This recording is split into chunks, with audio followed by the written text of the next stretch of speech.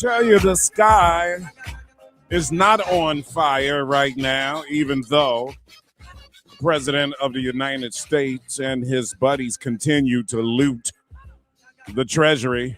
You didn't know that was gonna happen. You didn't know that was gonna happen when 77 million people reelected Donald Trump president of the United States, or elected him again. I guess it wasn't a reelection per se. He got elected a second time. You didn't know he was going to loot the Treasury? Yeah, you did. Some of you might have been a little naive and thought this man was actually going to do something honorable. What? Okay. Yeah, right. You know this guy's happening in real time. What did we see? Oh, you want something that'll make you throw up? Clarence Thomas was swearing in the new, what's his name, Kevin Walsh, whatever his name is. Did y'all see that on TV, man? Clarence Thomas acted like he didn't even want to be there. Lord have mercy. Hey, what you guys doing Sunday? Come and join me, guys, at 6 o'clock at the Life Center Church, 5500 South Indiana Avenue. I am seeing soulful sounds of jazz and R&B. You're going to hear my man Larry Braggs, also Angela Watson, performing live at the church. Tickets are only $65. You and a date, you and your wife, come on out and celebrate. And here's some cool music. The weather's going to be great. It's Memorial Day weekend. I didn't even realize this is Memorial Day weekend, but it is. But come on out there, guys, 6 p.m. You get a chance to do it. Give us a call, 773-288-1700 or 708-951-0450 and get your tickets and do all of that and a lot more on this Friday. What's going on, everybody? What kind of show should we have today? I think like yesterday, what was the theme of my show yesterday? I forgot. It was bad, wasn't it? Because I think I was cursing. What was the theme of the show yesterday? It wasn't Help Me Help You. I think you guys are getting tired of Help Me Help You. Plus, it's not working. I don't know what's going on. We got to look at the city of Chicago. When you look at the state of Illinois, the city of Chicago, mayor's race coming up, alderman as well. I mean, that's something we probably haven't talked about. We talk about the mayor's race. And we don't talk about the fact that all 50 aldermen are going to be up, aren't they, as well? What does that mean? Who's going to survive? Who's not going to survive? Are there any incumbents who are in jeopardy at all? Do we know if that is the case or not? I don't know. I just got off the phone with my brother-in-law, Rod Sawyer. I should have asked him because he knows. Since he's out of politics these days, he can kind of handicap everything. I should have had Rod come on, just handicap everything. Who's in trouble? Who's not in trouble? What ward should we keep our eye on? There's a lot to be said out there. Next year's election is going to be key. Money is always a factor. Who's going to have, the purse to pull it off? And how much of a factor is money, though? Because there are some elections that we've had here around the country where people are pointing to and saying, hey, look, money did not win the race here. So you don't necessarily need to have the most money to win, but of course it's influential. What works more than anything is your grassroots communication, organization, street team, perfect PR, knowing what to say, how to say it. Words matter, communication matters. People need to know that your words reflect your values, and you need to know that words reflect values. And what do people hear when you are speaking? Not what do you want them to hear? What do they hear? Sometimes there's a disconnect. I've been doing PR for years, guys. And the majority of the time, politicians make that mistake more than any other mistake. Communication. Your words, what you want them to hear, and what people are actually hearing. I could do a masterclass on that, honestly. I don't know why every politician in this state should be hiring me. I should be rich. I'm doing my fingers like this. Y'all know what that means, money. I should be making it rain. Let me see, what do I have in my pocket? I don't even know if I can make it rain. I got $10. I got 2 5s. I got two Finskys. I'm making it rain in the studio with two Finskys. Rubbing two Finskys together. I should be rich with consulting contracts, man. Words matter. How you say, what do you want to communicate to? You know, if I was running for mayor of Chicago, I would be like, how you doing? My name's Matt McGill. I am running to be mayor of the city of Chicago. I've lived in this city all of my life. I am a strong Chicagoan, and I am running to make this city represent the values of all of us strong Chicagoans that have seen this city over the years at its best, at its worst, and know that it can be even better. Hey, this is not an easy job. In fact, it's a losing proposition. So it's going to require more than just me. I'm running for mayor not because I think I can change this city. I'm running for mayor because I think we can change this city. But you got to be on board with me. Hey, man, look, see, that was just off the top of my head. Wasn't that great? Wouldn't you vote for me? Huh? Anybody? Nobody's paying attention. Annette's not looking at me. I mean, she wouldn't vote for me. Titus is not paying attention to me. He's not going to vote for me. Damn, I'm 0-2 in my own studio. Anybody else? Armand Scott says, oh, it was get the nigga out your head. That was my theme for yesterday. Can you imagine if like non-black people are listening to WVON when I'm on the air yesterday rap? See, get that nigga out your head. It's the nigga in your head. I got that from Ernest Fenton, though. I got to give credit where credit is due. That man said that one morning when he was on, and I was like, brother, quit. He is, yep, that was money. That was gold. That was radio gold, brother Fenton. All right, it's 12:17. I'll run down today's show when we come back. We got a lot going on. There's always something going on. We've got headlines. We've got a country that's being ran by a crook, somebody who's looting our treasury, and we got 77 million people that voted for him. And guess what? They're ready to vote for him again. Whoever runs for president is going to have to get more than 77 million. That's right. If they want to win the office, because that group, they're going to vote for him, even if it is Marco Rubio. They're going to vote for him, even if it is J.D. Vance. And what we're not talking about, it might be Donald Jr., so they might really feel like they're voting for him. I wouldn't be surprised. All right, Titus is here, DJing today's show. Be nice when you call in. Phone lines are wide open, too, if you want to get something in, man. I might close them down later on. Annette Flournoy is here with WVON News to 1 o'clock, then Logan Page after that. And it's you and me all day, at least until 3 o'clock. 591-1690. What's on your mind? It's the Matt McGill Show. Get it out your head, my brothers and sisters, and get up on it.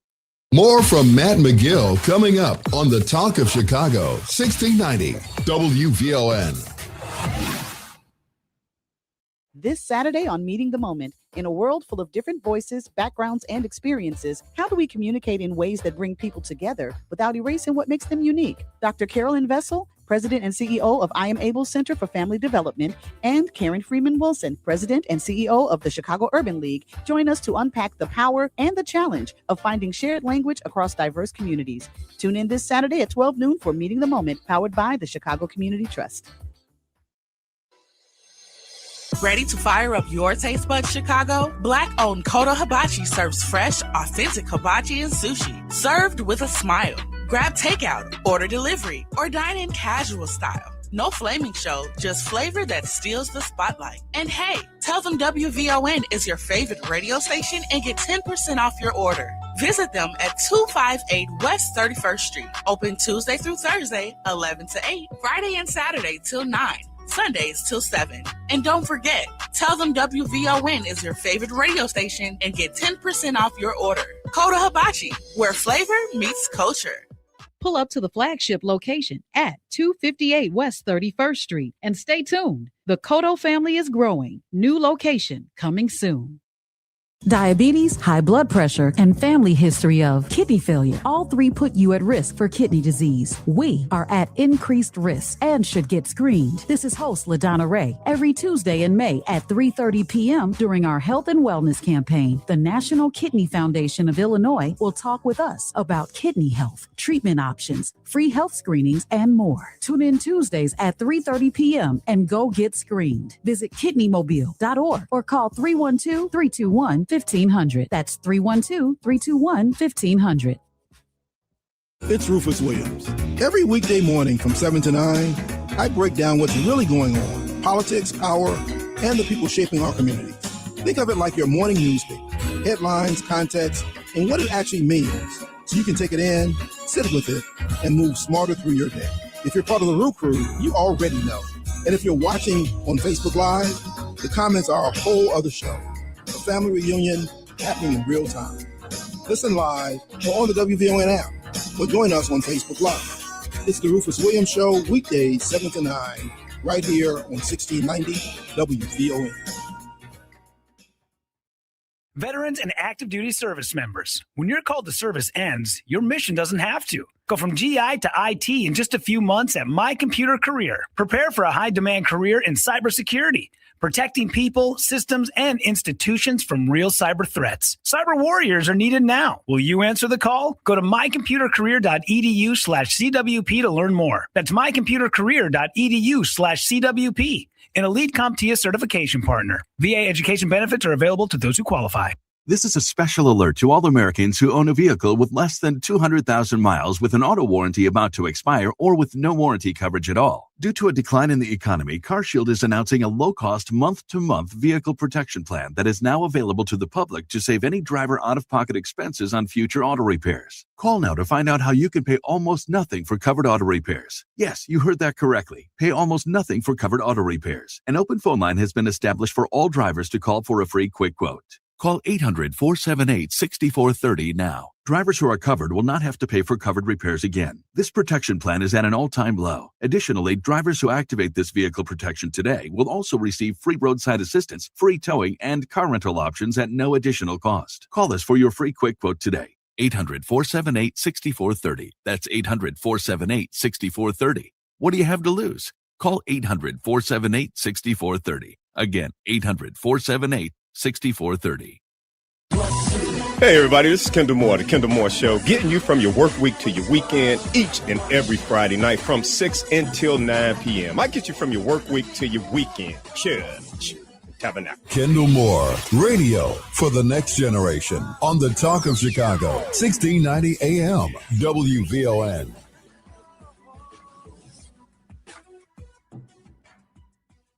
Got a three, got a two, got a one. Yes! Tune in Friday, 9 to midnight for The Fundamentals, where I, Titus T. Del Williams, bring the mental. Thanks, Captain Obvious. And I, DJ Turbine Arturo Garza, bring the fun. Are you not entertained? Is this not why you are here? So if you want some wacky, some good conversation, but some fun, and a little serious, for all your sports needs, tune in to The Fundamentals. Friday nights, 9 to midnight. We'll see you there. You like that? You like that? Now back to Matt McGill on the Talk of Chicago, 1690 WVON. You made me happy. This you can get. Hey, Titus. Am I giving away tickets today at all? Yes, you are. What am I giving away? You are giving out Ramova Blues Fest tickets. Today is the final day. What? That's right, guys. We're going to the Ramova Theater, WVON. Well, we're going to the Blues Fest, WVON and you. But two of you guys are going to win some tickets to the opening night that Thursday that me and my brother, Sir Henry Cheatham, are going to be doing our thing. It's the kickoff concert at the historic Ramova Theater, which has been redone. It's great, man. They got a restaurant right there attached to it, a bar, drinks, and all of that. Thursday, June 4th, featuring, now check this out. This is big, a tribute to Teresa's. the legendary Teresa's Lounge, which I grew up right down the street from. That basement used to be the joint. You're talking about the joint? That was the joint. You got to know it. If you don't know it, you don't know what I'm talking about. But if you were a low-end brother or sister, if you grew up around 48th Street and Indiana, Michigan, Prairie, King Drive, you know exactly where Teresa's is and was. And a legendary location. And boy, there was so much cigarette smoke coming out of that place. Woo! And nothing but loud electric blues going. All right, so somebody's going to win a pair of tickets today. I'm going to give that away before the show is over. I got the Foodies coming on with us today as well, guys, at 2 o'clock. The Black Foodies, Dino and Coretta Dean. They've been giving us some gems, some dimes. You got to follow them if you want to know where to eat in Chicago. And, of course, Logan and Lexi coming up at 2:30 as well. Annette said she had something for me. Annette Flournoy is. Yeah, Matt. How you doing? How was your workout? I'm doing great. I'm looking forward to this extended holiday weekend, although it's not extended in a relaxing way because we have to work, which is not a bad thing. But, I just like all things holiday. Annette, the news never takes a break. That is so true. But I'll tell you this, I just got something in. According to brand new reports, the director of national intelligence, Tulsi Gabbard, she has resigned. Oh, is she that told right? her boss that she is quitting. Ooh, I wonder if it has to do with that fund. Ooh, that $1.6 billion. What they call it? I forget. Hold on, I got it right here. I wonder if it has, because Republican senators are really upset about that, right? And they acting whatever he is, Todd Blanche, he was trying to sell it to Republican senators, and they were like, man, get out of here. This is garbage. This is another example of your president, the president that 77 million Americans elected. He is backing up the truck to the United States Treasury and looting. Y'all didn't know that? This man is a thief. This man has stolen money his entire career as a businessman. Just ask his business partners. You realize business partners have sued Donald Trump because he's welched on deals. Contractors, I'm talking about blue-collar construction companies, have sued Donald Trump because he didn't pay them. The man is stealing money out of our United States Treasury, and it's happening in real time. I mean, it is absolutely amazing. They're watching, they're trying to figure out, Trump bought some stock in the video before it went. I mean, this man is a crook. This is your president. And I'm not talking about you, my WVON listeners. I'm talking about, and I hate to bring race into it, but I got to, because there's no other way to have conversations about America without talking about race. I'm talking about white folks that live in Mississippi and Alabama and Louisiana and Arkansas and Florida and Texas and South Carolina and North Carolina probably. I'm trying to think, and Nebraska and Kansas and Iowa. Did Iowa go red? I'm sure it probably did.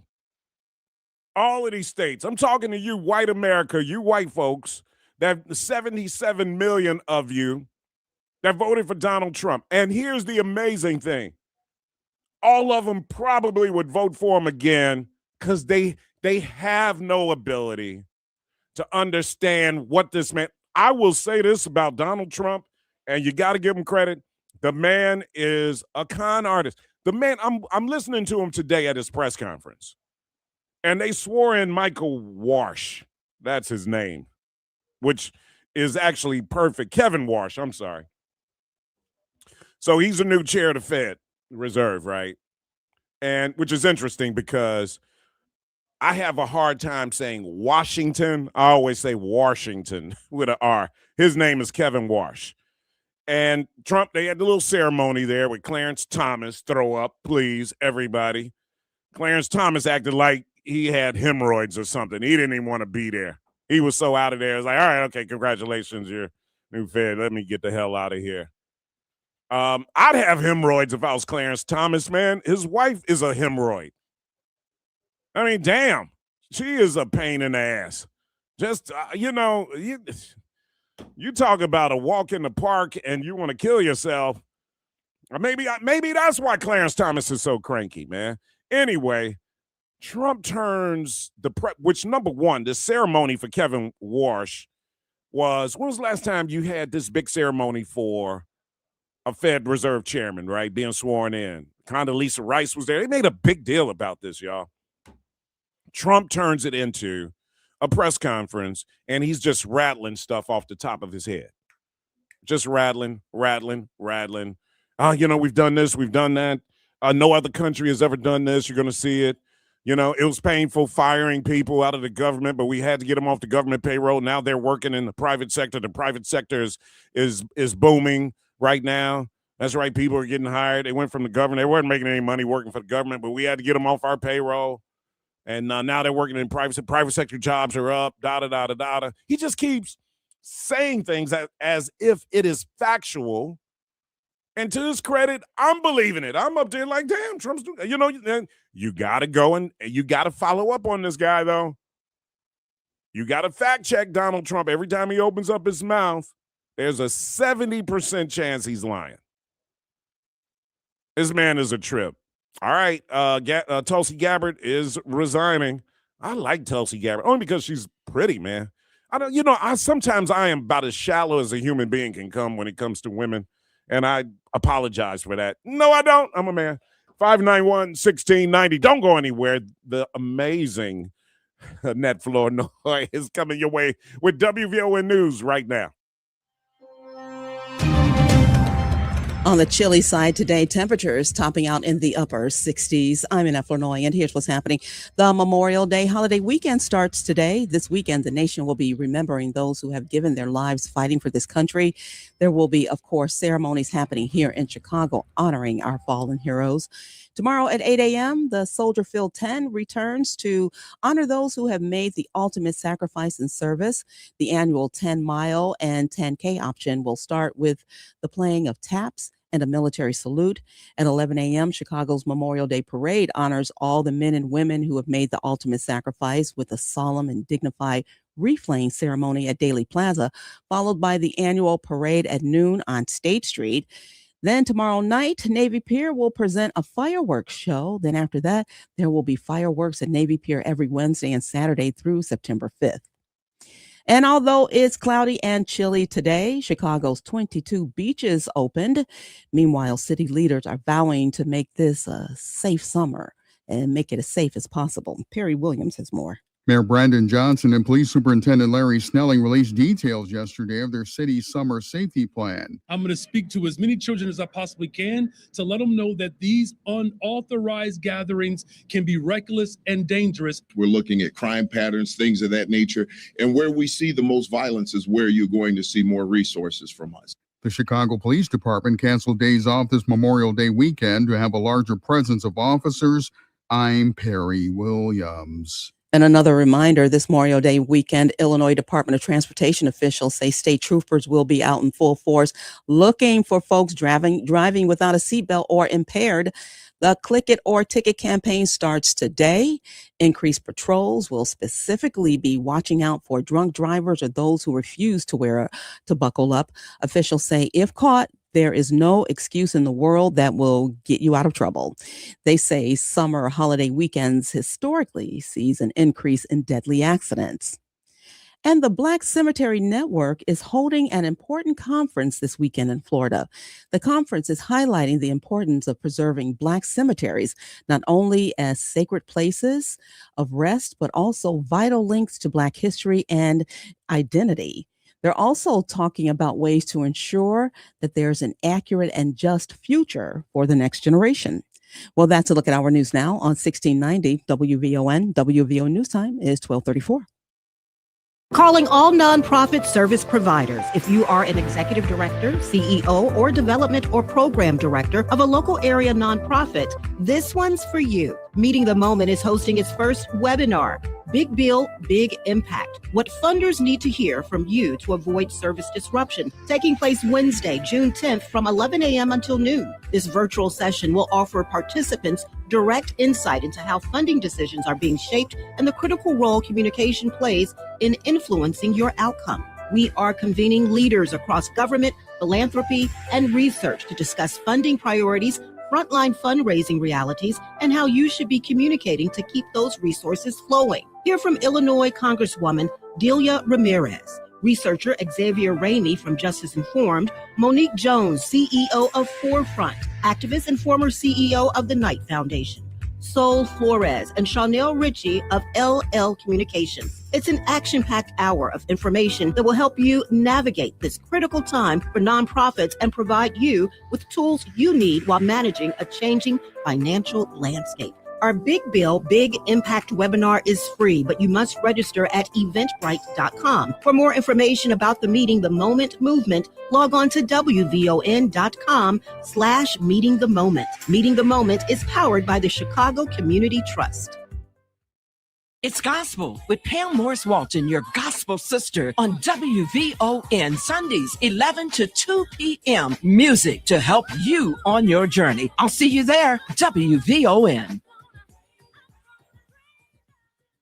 Hi, I'm Tavis Smiley, inviting you to join me weekdays from 6 p.m. to 9 p.m. right here on WVON. I am bringing you a national perspective on all the happenings in the Black community and, of course, politics. It's talk radio for us, by us, and this is where America listens. It's Tavis Smiley, weekdays from 6 to 9 p.m. on the Talk of Chicago, 1690 WVON. The movement for repair is growing, from city halls to parliaments and around the world, from Chicago to Cape Town, from Evanston to the UN. I'm Robin Rusin. And I'm Cam Howard. Together we're bringing you Reparations Now, where we talk power, policy, and progress, local, national, and international. It's about justice. It's about repair. It's about time. Reparations now, because justice cannot wait.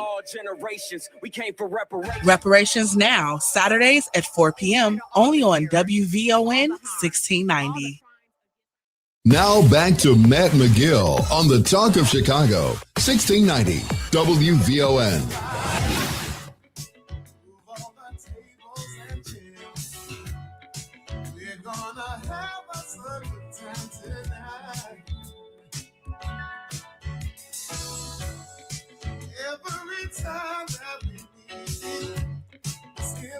I don't know if you guys saw this, but a review of why Democrats lost the 2024 election has come up, and it's really interesting to look back on why. And I think it's important to, as much as I think you have to look forward, you have to move past the past and just move forward, because you got to learn from your mistakes. Democrats made plenty of them. I will stand to my point until the end of time that Democrats really blew a golden opportunity. But there are a lot of forces that were going on that scared and intimidated the Democrats. Yeah, Joe Biden should have probably made a decision to step down earlier. No question about it. He didn't. Easier said than done, guys. Being president of the United States is an ego boost unlike anything ever you've done or will do, unless you're going to be president of the United States. It's only been 46 of them. I mean, I know Trump has been president twice. He's 47. But to be president of the United States is a tremendous, to be a United States senator is an ego boost. These guys don't want to leave those jobs. They'll have those jobs forever. Can you imagine being president? I mean, Joe Biden, look, man, I'll tell you this much. If there were not term limits on being president, Clinton would probably still be president right now. Barack definitely would still be president. Are you kidding me? So Joe Biden went, to act like it was an easy decision, no. And I think Joe Biden just, deep down in his heart of hearts, felt like he's a better human being than Donald Trump. And so he wanted to run the race against Trump. But he was just getting old, and he was getting old quick in front of our eyes. And some of the optics you just couldn't pass up. Now, I think if he had a better debate that first time around, then maybe Biden would have been okay. But it was obvious that he was slipping a little bit, and Trump was going to take advantage of it. I mean, the reality is there's not much age difference between Trump and Joe Biden. But Donald Trump doesn't drink alcohol. I think I heard that somewhere. And I think that's a factor, man. I don't know what that says for me when I get older. But, obviously, it works. But Trump is having senior moments. But looking back at 2024, how did Donald Trump become president? That is being evaluated, and it's going to be evaluated. I'm going to stick to my guns, though. Even with Joe Biden pulling out late, I think the Democrats still could have won. I think they still could have won. Kamala might not have been the person, but I think Democrats buying that Flournoy, but I think the Democrats still could have won.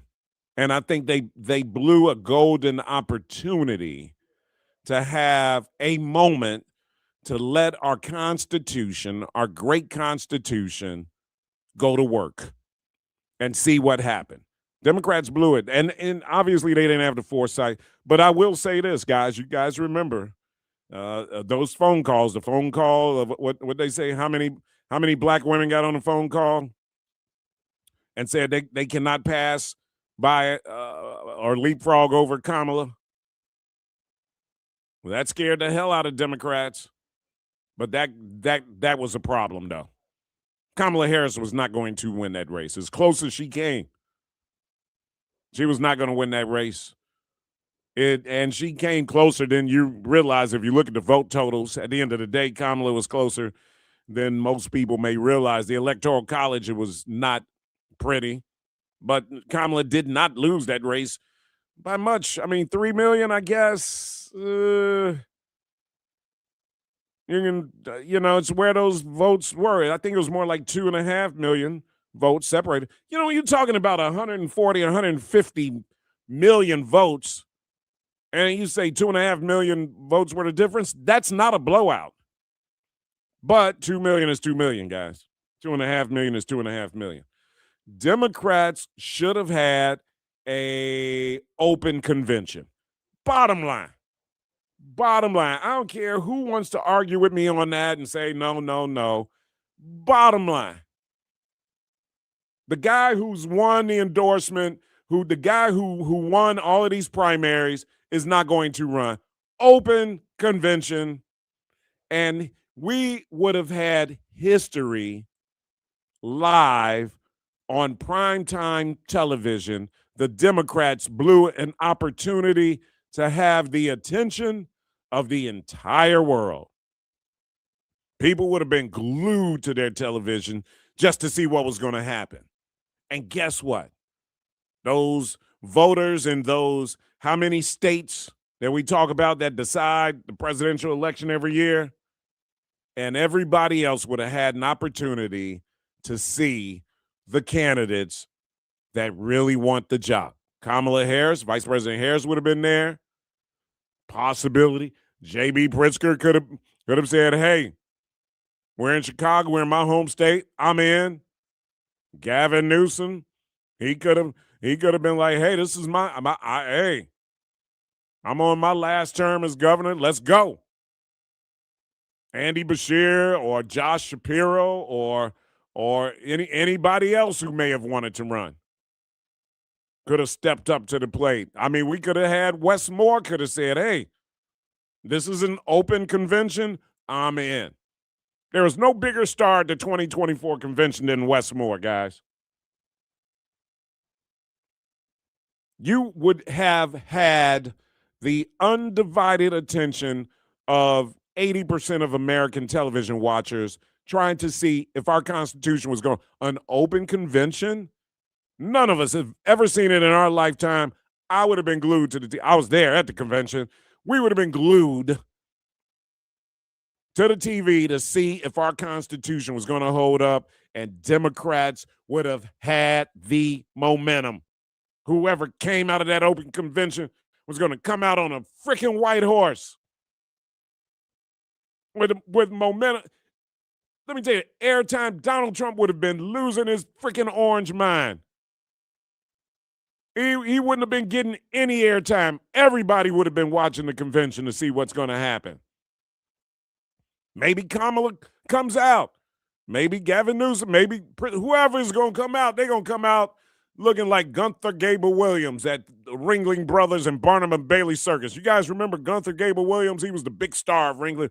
He used to come out on that white horse, and the horse would be dancing, and Gunther would have on all white with the white cowboy hat and the white boots. He had this white outfit on, and all the lights would go off at Ringling Brothers, Barnum. When I was a kid, we was at the amphitheater. He was the big star of the circus. He was taming the lions. And all the lights would just focus on this doorway where Gunther Gable Williams was coming out on this white horse, and the horse was dancing like this, and the ringmaster was singing, "Here comes Gunther Gable Williams." Duh. And man, kids, we were losing our mind. Everybody in the place was just like, it was the show, brother. It was the show. I was sucked in as a kid. This dude, he must be a star. Coming in on a white horse and white cowboy hat with all the glitter, he had all the rhinestones. Y'all don't remember that? Y'all didn't go to the Ringling Brothers Barnum Bailey Circus. And Gunther Gable Williams and that horse that was dancing, that man came in like a player. That's how the Democratic candidate would have been. That was the attention that convention would have given whoever was the candidate. Those 4 nights would have been electric. And that candidate, whoever was going to be the Democratic nominee, was about to be a rock star. And they were about to go on tour. And they were going to whip Donald Trump's ass. They were going to whip. I don't care if it was Kamala. I don't care if it was JB. I don't care if it was Gavin Newsom. Now, Gavin looks the role. I don't care if it was Andy Bush, Josh Shapiro, Wes Moore. Whoever would have came out of that convention, our open convention was about to be a rock star. And they were about to become president of the United States. It was about to be an adrenaline rush. You were coming out of a convention with only like 2 months, 2.5 months to get it going.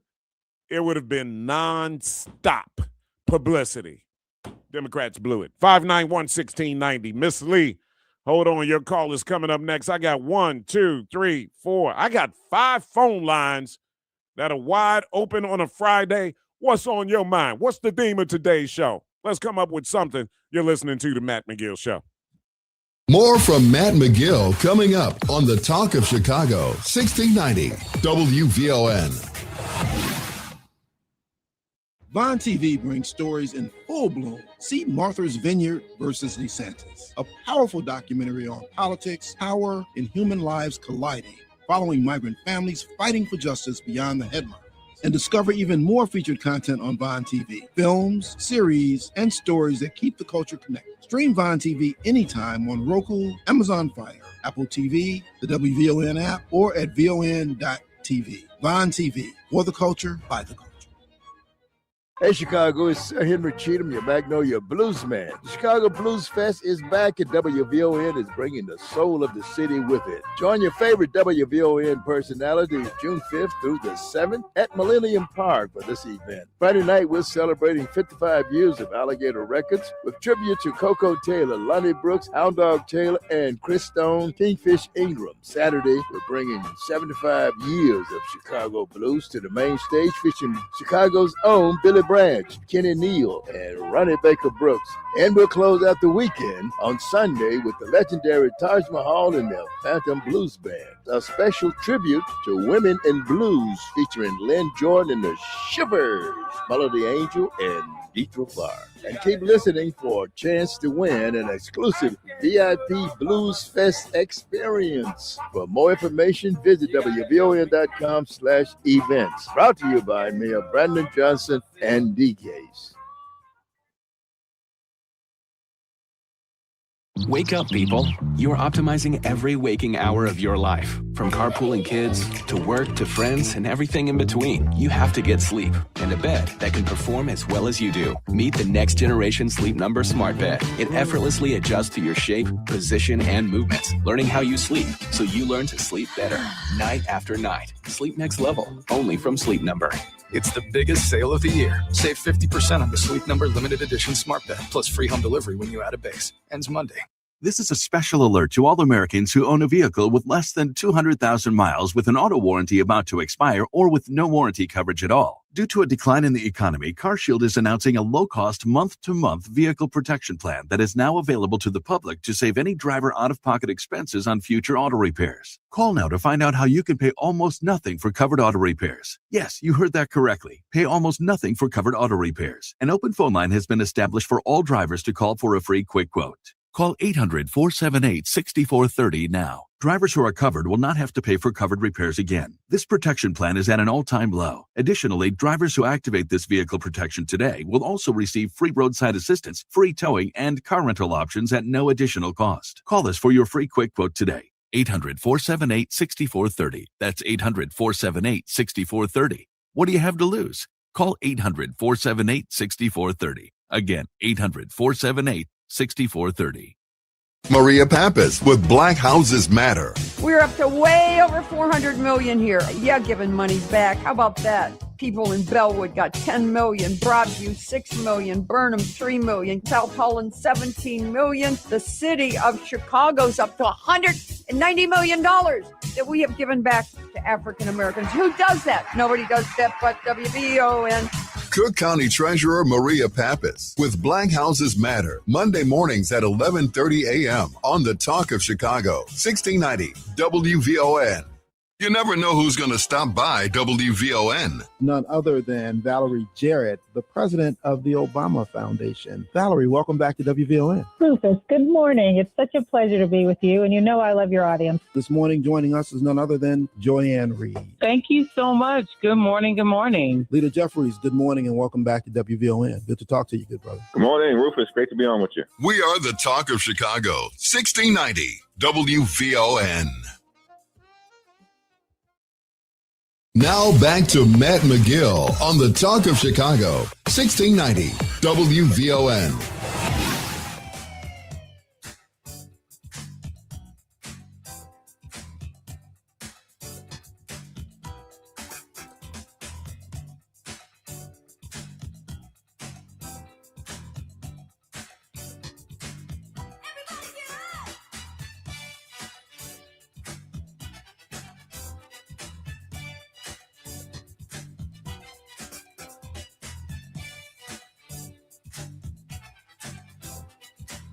Of course, I went to look for the song and I couldn't find it.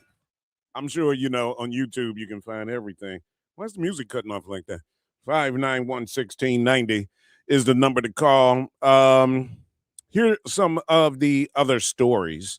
I guess the top. Last night we had a basketball game. The Knicks win again last night over the Cleveland Cavaliers, up 2-0. I don't know that Cavaliers can come back after that debacle that happened on Tuesday night. I don't know how you come back from that. We'll see if it happens. Cubs and Sox are back in action. Cubs are sliding, man. They're a game and a half behind the Brewers, but it's still early, and they have a good team, so I expect that they will turn it around. I am assuming that they would. I mentioned Democrats, including AOC and Ro Khanna, two people who are potential candidates to run for president of the United States. I don't think AOC is ready yet, to be honest with you guys. That's just me, and I love her. I think she's a force to be reckoned with. Might be a bit divisive, but I think anybody who's going to run for president is going to be a divisive force. That's just the way we are right now. Politics today is different than it's been in a very, very long time. Nothing matters. If you sit up here, if I go around state to state, if I'm in Alabama and I'm trying to convince people that Donald Trump is stealing and looting our federal treasury, nobody is going to care whether he is or not. They're still going to vote for him because race matters. Race representation matters to them. and Donald Trump represents white power to them. See, y'all, every time I talk about Brandon Johnson being mayor, and I say race matters, representation matters, no other race gives up that power like black people do. We give it up. Other people, you're going to have to snatch it away from MAGA. They're not giving up this power easy. Hey, Donald Trump his family has benefited from selling, basically exploiting the White House and the Oval Office. Well, that's all right because da-da-da-da-da-da-da. Will you still support Donald Trump? Yes, I still support him. All right? It doesn't matter. Donald Trump said the reflecting pond was going to cost $2 million. To redo the reflecting pond in Washington, D.C., it was going to cost $2 million. Now he just announced it's going to cost $20 million. And guess what? There's not going to be Republican pushback. You might hear one guy, Thomas Massey, or what's my guy that's Tom Tillis. You might hear Susan Collins say something, or Lisa Murkowski may say something. But the average Republican member of Congress doesn't care, not going to say a word. But more importantly, the average voter does not care. This man told you $2 million, and now it's going to cost $20 million. You know where the other $18 million is going, my friend? To whoever Donald Trump wants it to go to. The contractor who's doing the reflecting pond is going to make a killing. And maybe if I was getting a contract like that, I wouldn't care either. 591-1690. Miss Lee, welcome to WVON. What's on your mind? How you doing, Matt? I mean, it drains your brain to listen to what Donald Trump is doing, but we have to deal with it, and we have to go and vote. But what I would like to know is, okay, January the 6th when they had that riot, and those policemen was getting, was being almost killed. Some of them did get, die. It's only 2 policemen is suing, Donald Trump. I don't the situation with the taxes. It's only 2, and I know it was more than 2. And even the vice president right now, he should be trying to sue because they tried to hang him. So Mike Pence. They tried to hang him, so he should be suing as well. And that this war that the reason why Donald Trump is doing all of this, he's trying to stay in the office. He wanted to be a president for the 3rd time, which is it's not going to happen. Hopefully it don't happen. And these people that's listen, you saying some good stuff on a radio station. They need to just open their ears and listen to what you are saying. This is, and it's really not a black on black thing because it affects everybody that's that don't have that much. You know what I'm saying? That's leaning and scraping and trying to make ends meet. So it don't go by color. But what you are telling everybody, they need to listen to what you're saying. Because if they don't, we're going all the way down. We're going down, I'm telling you now. And we ain't got to, oh my God, it's just so sickening, Matt. It's so sickening. But they better listen to you. And that's all I got to say. And thank you for taking my call. Well, thank you, Miss Lee. I appreciate that. I hope they do listen to me. What did Professor Dixon used to say? We're going to boogie ourselves right on to the gas chamber. What did he mean by that? We're going to prioritize all these other things that are not important. We're going to have a problem with it. That's going to determine whether you – let me tell you, just like you can look at this country and look at certain states and say these states win the presidential election. In the mayor's race, I could single out maybe 4 wards, black wards, that could win the mayor's race for whatever candidate they want. I get 4 or 5 wards that if voter turnout comes out, black mayor wins. So, I mean, it's on us, guys. It's on us. This is not rocket science at all. It's voter participation. 591-1690. Callers, hold on. All your calls are coming up at 1 o'clock. Well, it's 1 o'clock now. All right, 107. Fill me up, too. I got a couple of lines open. 591-1690. The 1 o'clock hour is coming up next. Happy Friday afternoon, Chicago. I'm Logan Page, and here are your news headlines. Illinois abortion advocates push for expanded reproductive health support. Greenland floated as future oil source amid Iran tensions. Vitamin D may help with pain for breast surgery. And 911 call released after death of NASCAR star Kyle Busch. National news from the Black Information Network is up next on Chicago's only urban talk radio station. 1690 AM WVON, Berwyn, Chicago.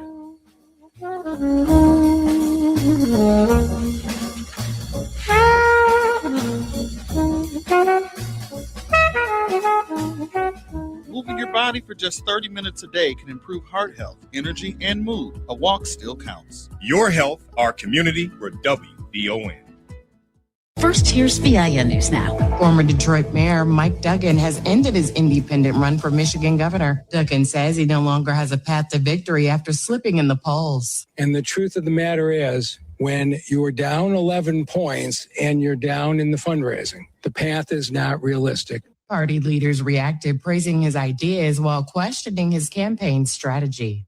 Thousands gathered in San Diego to mourn 3 men killed protecting children inside a mosque. Police say the men stopped armed suspects from entering the Islamic Center and were remembered as heroes during a prayer service attended by about 5,000 people. And The Late Show with Stephen Colbert has aired its final episode, marking the end of an era. Former President Barack Obama paid tribute, praising Colbert's voice in late night as the show signed off with a performance from the Beatles' Paul McCartney and a final farewell at the Ed Sullivan Theater. Get BIN News now on demand 24/7 on the iHeartRadio app. Here's Terry McCready. The Democratic National Committee's 2024 autopsy is finally available for public consumption. Former Vice President Kamala Harris sounding off about President Trump during the Power Rising Summit in Chicago last month. This man has made America weaker. But yesterday, the DNC published the 200-page report, which was written by Democratic strategist Paul Rivera and requested by Chair Ken Martin, asserting that former President Biden's campaign and White House failed to set Harris up for success. Rivera's assessment also placed responsibility on Harris for inadequately defining herself or President Trump. However, the autopsy noted that the decision to replace Biden with Harris at least helped lead other Democrats to victory. The 5 candidates for Los Angeles mayor are making their pitches to voters. The city's Black Mayor Karen Bass participated in a forum at LA Valley College where she updated her plan to shelter the unhoused. We have to move them into permanent housing quicker. I have fast-tracked the 42,000 units. 6,000 are currently under construction now. The mayor's challengers, Nithya Rahman, Adam Miller, and Ray Huang, also spoke. They weighed in on homelessness, affordable housing, policing, the cost of living, and bringing business back to Hollywood. Spencer Pratt was invited to the forum in March, but did not attend. He instead hosted a block party in South LA and spent time speaking with dozens of voters. The U.S. is dropping all remaining charges against a group of people who were arrested after protesting against the Trump administration's immigration crackdown in Chicago. The U.S. Attorney for the Northern District of Illinois announced misdemeanor charges against 4 defendants would be dismissed. They were part of the so-called Broadview Six, a group of people arrested after a protest outside a facility in the Chicago area used by immigration authorities. They were charged with impeding a federal officer, with prosecutors accusing them of vandalizing a government vehicle during the protest. Officials say prosecutorial misconduct during the grand jury process contributed to the dismissal. An American doctor who was infected with Ebola during his work with a medical missionary organization in Africa says he's feeling cautiously optimistic. Dr. Peter Stafford and the missionary group Surge were in the Democratic Republic of Congo when he became ill with the deadly virus and was evacuated to a hospital in Berlin, Germany. Stafford said in a statement shared by Surge, saying, "Before I was evacuated, I was feeling really concerned I wasn't going to make it." Stay informed, stay connected, and subscribe. Follow BIN News This Hour wherever you get your podcasts. I'm Terry McCready.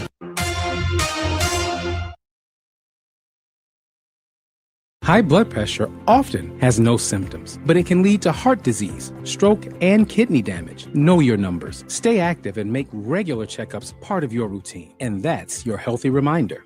This Healthy Reminder is sponsored in part by the South Suburban Chicago, Illinois chapter of The Links, Incorporated, and Vantiv. Ready to fire up your taste buds, Chicago? Black-owned Kodo Hibachi serves fresh, authentic hibachi and sushi, served with a smile. Grab takeout, order delivery, or dine in casual style. No flaming show, just flavor that steals the spotlight. And hey, tell them WVON is your favorite radio station and get 10% off your order. Visit them at 258 West 31st Street. Open Tuesday through Thursday, 11 to 8. Friday and Saturday till 9. Sundays till 7. And don't forget, tell them WVON is your favorite radio station and get 10% off your order. Kodo Hibachi, where flavor meets culture. Pull up to the flagship location at 258 West 31st Street and stay tuned. The Kodo family is growing. New location coming soon. This Saturday on Meeting the Moment, in a world full of different voices, backgrounds, and experiences, how do we communicate in ways that bring people together without erasing what makes them unique? Dr. Carolyn Vessel, President and CEO of I Am Able Center for Family Development, and Karen Freeman Wilson, President and CEO of the Chicago Urban League, join us to unpack the power and the challenge of finding shared language across diverse communities. Tune in this Saturday at 12 noon for Meeting the Moment, powered by the Chicago Community Trust. Diabetes, high blood pressure, and family history of kidney failure. All three put you at risk for kidney disease. We are at increased risk and should get screened. This is host LaDonna Ray. Every Tuesday in May at 3:30 p.m. during our Health and Wellness campaign, the National Kidney Foundation of Illinois will talk with us about kidney health, treatment options, free health screenings, and more. Tune in Tuesdays at 3:30 p.m. and go get screened. Visit kidneymobile.org or call 312-321-1500. That's 312-321-1500. Wesley Financial Group is not a law firm. I'm Chuck McDowell, founder of Wesley Financial Group. Did you buy a timeshare because they told you it was a great investment? That's a lie. Most timeshares can be bought online for $1. To find out what your timeshare is worth and to cancel it, call us today and we'll send you our timeshare exit kit free with all your options for cancellation. Call Wesley for your free exit info guide. 800-798-3399. That's 800-798-3399. Have you checked out WVON's digital streaming network, Bond TV? It's everywhere on Roku, Apple TV Plus, Amazon Fire, on the WVON app, and at VON.TV. Bond TV, it's cultural content on purpose. Are you ready? Not just to do hair, but to build a real beauty business. If you're a stylist, a barber, or a beauty professional, this show is for you. I'm Nidra Williams of Solo Beauty Supply. I'm Dr. Lekashan, trichologist and salon owner. Breaking down real strategy, real growth, and what it takes to win in this industry. Tap in, lean in, and level up. The Hair Salon Tour Show, where beauty professionals become business powerhouses. Join us Saturday from 2 p.m. to 3 p.m. Where beauty professionals become business powerhouses. WVON 1690. Live from the Xfinity Studios, it's the station that America listens to. WVON, Berwyn, Chicago. It's Matt McGill on Chicago's essential storyteller, WVON.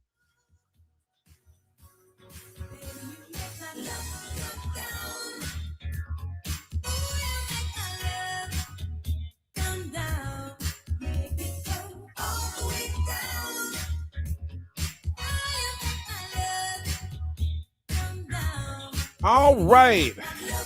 Evelyn Champagne King. Back in the day, we used to be, where were we? Sawyer's First Impression somewhere. My man, the late Herbie Bertha, used to be on the microphone. Evelyn Champagne King. What does that mean exactly? Love come down. Ooh, you make my love come down. Where's your love coming from? And where's it going down to? Whoever has that answer, please call in and let me know. 591-1690. All right, we got a bunch of topics we're talking about today. President Trump looting the Treasury. The Democrats taking a look at the 2024 election and asking questions. What's the why behind it? Is it smart to look backwards and try to prevent the same mistakes happening forward? Has the Democratic Party lost the working class citizens of the United States of America, or was this an aberration? People just did not like either candidate, didn't come out and vote. 20 million people did not vote that had previously voted. Kamala Harris was not as inspiring as we needed somebody to beat Donald Trump, or are you blaming Joe Biden, whatever it is. I gave y'all my scenario that I think would have worked, and of course would have done just about whatever we needed it to do. That story's out there. Also talking about applying the same rationale in winning the mayor's race. If you focus on certain wards in the city of Chicago, black wards, you're going to elect whoever you want to elect mayor of the city of Chicago. Who's black Chicago going to vote for next year in the mayor's race? When you look at the 6th ward and how powerful that ward used to be, that used to be the number one voting ward in the city of Chicago. I don't know if it is still today, but definitely has the population to probably do it. The 8th ward is very strong. 7, 6, 7, 8 are some pretty strong black wards right there. And I tell you what, and what is Ronnie Mosley's ward? Is that 21? I tell you what, you get those 4 wards, come out strong and vote, you can have a black mayor. 591-1690. Let's go back to the phone lines. And Chris, welcome to WVON. What's on your mind? Brother McGILL, come on, man. Much love. Shout out to the WVON family. So you had the trickery with the Supreme Court. The states took him off the ballot. The Supreme Court at the last minute said he could stay on the ballot. And then also you don't send a hitman to do a soldier's job with Merrick Garland. It should have been Jack Smith as the AG and Garland as, the special prosecutor. So your boy got so many lucky situations. Give me 11,781 votes. The fake electors. He had the complex. We lost Chris. You know what I'm saying? Uh-huh. And I think she did. I think she did very well for the short period. Biden was getting old. You know what I'm saying? And the donors were saying, they weren't giving no more money. There was definitely a decline. But Kamala, you remember that debate? She tore Trump's ass up from the frame up. So here's, but Chris, here's the thing. Don't get this confused. And this is what everybody does, right? Everybody gets this confused. When I say that Kamala wasn't the right candidate, was she the better candidate? Was she smarter than Trump? Would she have been a better president? Yes, yes, and yes. See, we get that confused. That's not my point.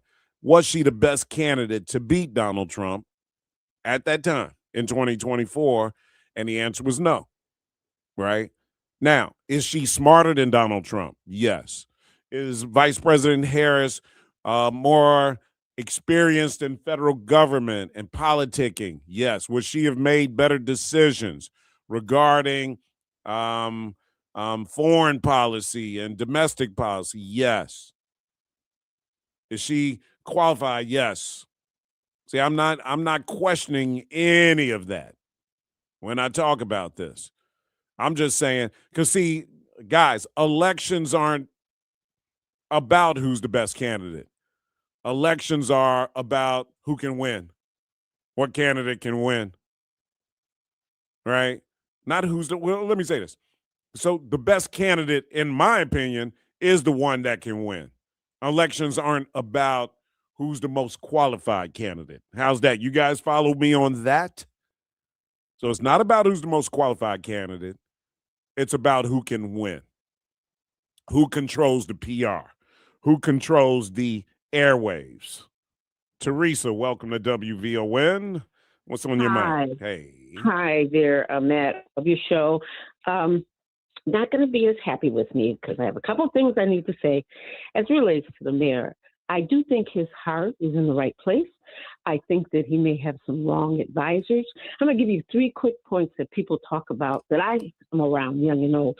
One, as relates to the teen takeover, great. He's got the police chief out. They're going to beef up patrol. And then he said the parents should watch over their children. He needs to put teeth in that. It should be, there is a fine if the parents don't take care of their children, because you have to have control, and people, sometimes you have to reach a pinch point for them to respond. Well, the mayor he can't do that by himself. Well, somebody needs to talk about that. He needs to talk that he wants to do that, because you gotta, they're not responding the way they should just by saying, watch your kids. You see what I'm saying? That was one. The second one was the 700 million plus for the CPS, the deficit and so forth. You know, it seems like, maybe it's not, but it seems like, you know, the mayor sides more with CTU as it relates to don't shut down any of these underutilized schools that have like 27 students in it. But why not consolidate that? Use some of those schools to try to retrofit in the neighborhoods so that they could have a recreational, educational, or something centers for them to have something to do. You don't you can do more than one thing, but you can't say keep these schools open that cost money and then not, you know, but we need to have something for them to do. We do need to have something for them to do, but how about look at something different like that? And, you know, it's just like, it's like thinking out of the box sometimes. And then the last one real quick, on the Bears. Oh my God. How many, we all want the Bears to be in Chicago. Management has said 20 times, they're not going to do it. They're going to do Arlington.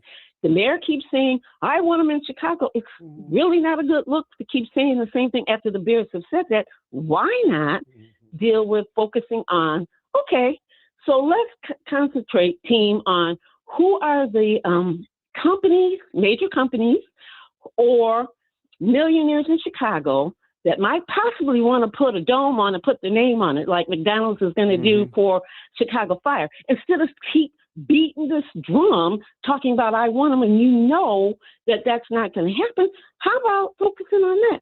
So, well, Matt, I think he knows. Kind of the things that we get frustrated those are 3 good things. I think the mayor, at the end of the day, probably knows that the Bears are going to go to Arlington. I think what you're seeing is that he wants it to be on record, right, that he tried to keep them in Chicago. So I think this last little, you know, statement and move and saying this and putting a proposal out there is just for the record, so nobody can say, hey, the mayor, you didn't try to keep the Bears in Chicago. He just wants to make it clear that from his standpoint, and I think it's a little, you know, strategy in there to throw to the Bears. Hey, if all else fails, there's still some room to try to figure out Chicago if you guys want to. But I think he pretty much figures, at least I do. I figure they're going to Arlington. They bought the land. But I think he wanted to be on record so that everybody knows the mayor was serious about trying to keep the Bears in Chicago.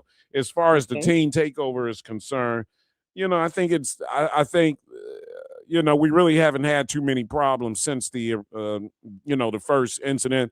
I will admit, when I'm downtown, I see teens hanging out, you know, all over the place, which really might mean they don't have any place to go or anything to do. So I don't know how you handle that. As far as fining the parents, though, as I said earlier, I think the city council would have to pass something. You know, the mayor would have to have his floor leader bring it up, and the council would have to pass an ordinance or whatever. You know, if they find, you know, those parents, they'll be screaming and hollering because they're not going to want to be paying $500, you know? Right. And I think your third point was the schools and the $700 million and the fact that there are some schools that appear to be underutilized and probably need to be consolidated with other schools. There's no question about that. I would agree with that. I would say this. I would say that, you know, the mayor comes from a pro-teachers, pro-school, pro-CPS kind of life, right? He was a school teacher working in public schools. His kids go to public schools. So I think, and the Chicago Teachers Union supported him in the campaign. So there are going to be things that, hey, this is my thing that I want to do. I got elected. Teachers Union money got me elected. So I am going to look out for them. So every mayor is going to have that. Daley did it. I mean, people aren't and didn't hold against Mayor Daley that he took care of police officers and their contracts, or he gave contracts out to, you know, his donors and stuff like that. But when it comes to Mayor Johnson, we want to shine a light on it and be like, oh, the teachers union. And it's because of Stacey. People don't like Stacey because, you know, we live in a moment, sister. I keep telling you, and this is one of the reasons why I don't think Kamala was the right candidate. We are living in a anti-black woman moment, y'all. Y'all might not realize that or want to realize that or want to accept that.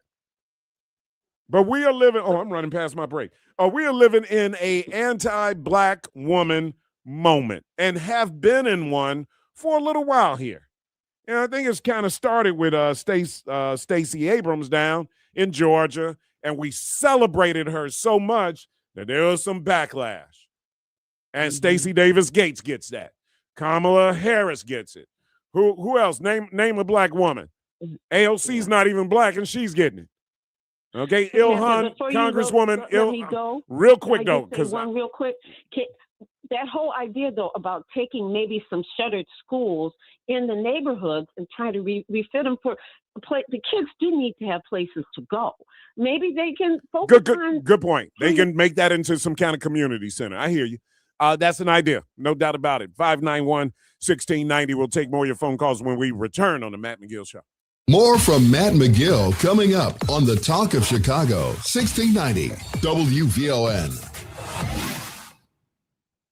This is Rufus Williams, and I've got something special for you. I am proud to announce that we're launching the Rufus Williams Travel Club in conjunction with Advantage International. Our first trip, we're staying in the United States and heading to one of the most stunning destinations for culture to cuisine. Join us October 8th through 12th as we explore the charm, the beauty, and the history of Charleston, South Carolina. This isn't your typical getaway. We're walking through history and standing where our stories began.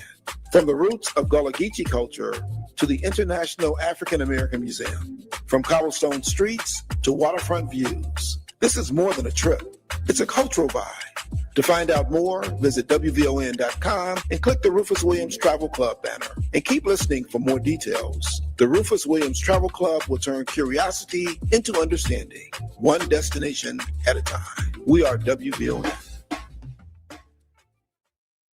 At Capital One, we're the type of bank a tech company would build. We harness the power of technology, bring humanity to our work, and lead with innovation. Reimagining banking means we need brilliant and bold perspectives. That's where you come in. Ready to discover a game-changing career that'll challenge and inspire you? Check out CapitalOneCareers.com to build a future we can all bank on. That's life at Capital One. Are you drowning in IRS tax debt? Angela was. She called Civic Tax Relief and saved over $80,000. Felicia was having health problems, got behind on her taxes, interest and penalties were adding up. She called Civic Tax Relief and saved over $15,000. Civic Tax Relief is a professional tax negotiation firm that can protect you from the IRS. If you're getting collection letters, call Civic Tax Relief for a free consultation. They will go to work helping you discover all the relief programs you may qualify for free. James owed the IRS $37,000. Civic Tax Relief represented him against the IRS, and by the time everything was completed, he did not owe the IRS anything. If you are in trouble with the IRS, call Civic Tax Relief for your free consultation now. 800-200-2257. 800-200-2257. Get a free consultation and real tax relief. Call 800-200-2257. 800-200-2257. This is a special alert to all Americans who own a vehicle with less than 200,000 miles with an auto warranty about to expire or with no warranty coverage at all. Due to a decline in the economy, CarShield is announcing a low-cost month-to-month vehicle protection plan that is now available to the public to save any driver out-of-pocket expenses on future auto repairs. Call now to find out how you can pay almost nothing for covered auto repairs. Yes, you heard that correctly. Pay almost nothing for covered auto repairs. An open phone line has been established for all drivers to call for a free quick quote. Call 800-478-6430 now. Drivers who are covered will not have to pay for covered repairs again. This protection plan is at an all-time low. Additionally, drivers who activate this vehicle protection today will also receive free roadside assistance, free towing, and car rental options at no additional cost. Call us for your free quick quote today. 800-478-6430. That's 800-478-6430. What do you have to lose? Call 800-478-6430. Again, 800-478-6430. There is nothing as important as your health and the health of your family. U Chicago Medicine knows that. So every Saturday through their Community Health Focus Hour broadcast from 1 until 2 p.m. on WVON, they cover all health topics relative to you living a better life. Their doctors, experts, hosts, and community leaders share facts and advice on how you can live healthier. Tune in Saturdays at 1 p.m., sponsored by U Chicago Medicine at the forefront. Now back to Matt McGill on the Talk of Chicago, 1690 WVON.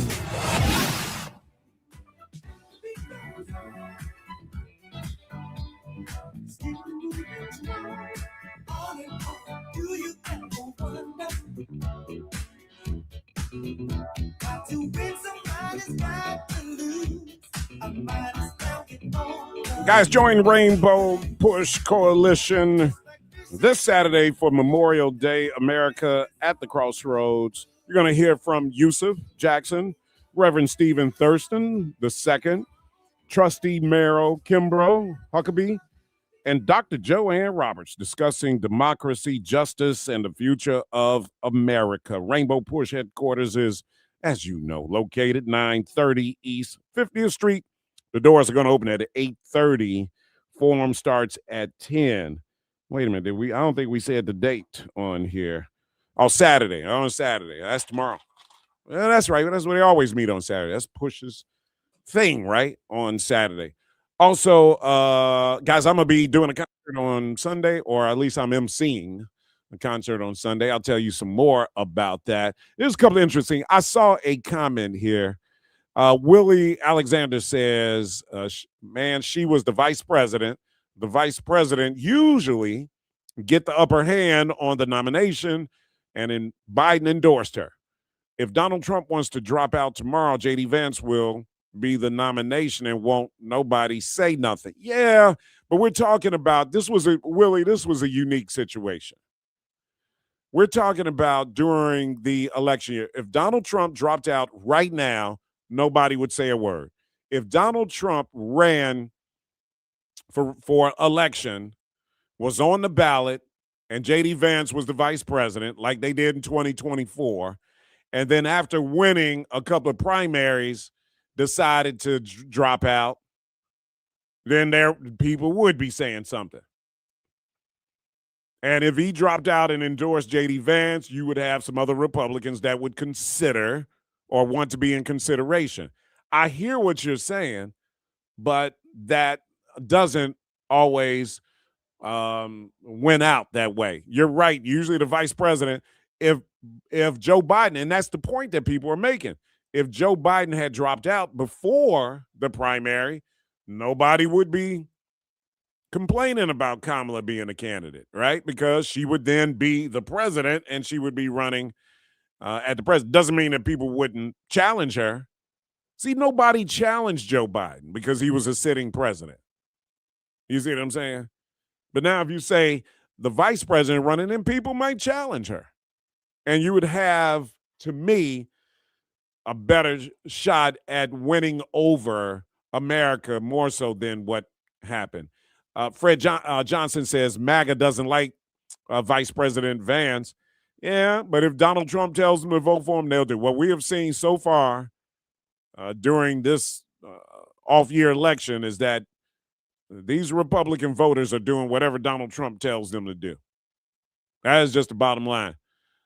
Matt, the young female knucklehead that was involved in the murder of rapper Foolio has been sentenced 15 years. Are you sad? I'm not. I don't have any feelings about it because I really don't know the story too much. And I would not be sad if you murder somebody, you get at least 15, right? It's the going rate for murder.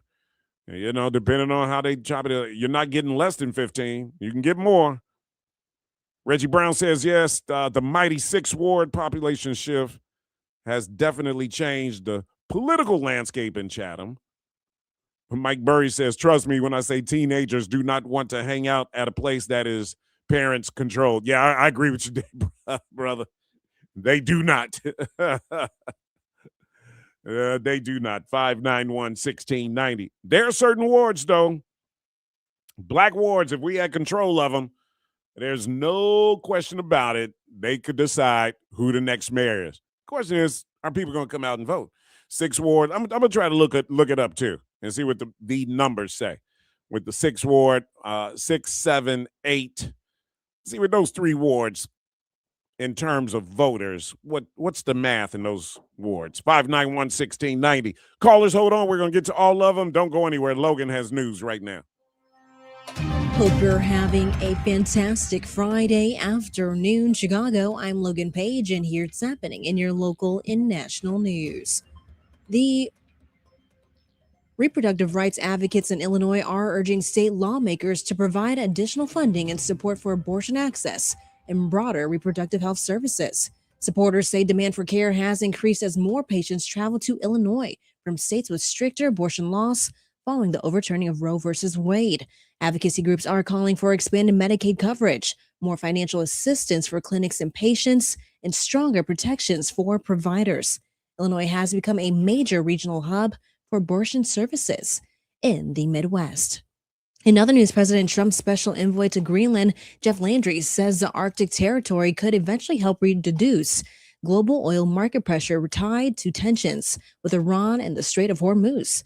In an interview with Brian Kilmeade, Landry claimed Greenland could potentially export as much as 2 million barrels of oil per day. The comments followed what he called an eye-opening 3-day visit to the Danish territory. Greenland currently has no major commercial oil industry, and energy experts say large-scale Arctic production would likely take years to develop.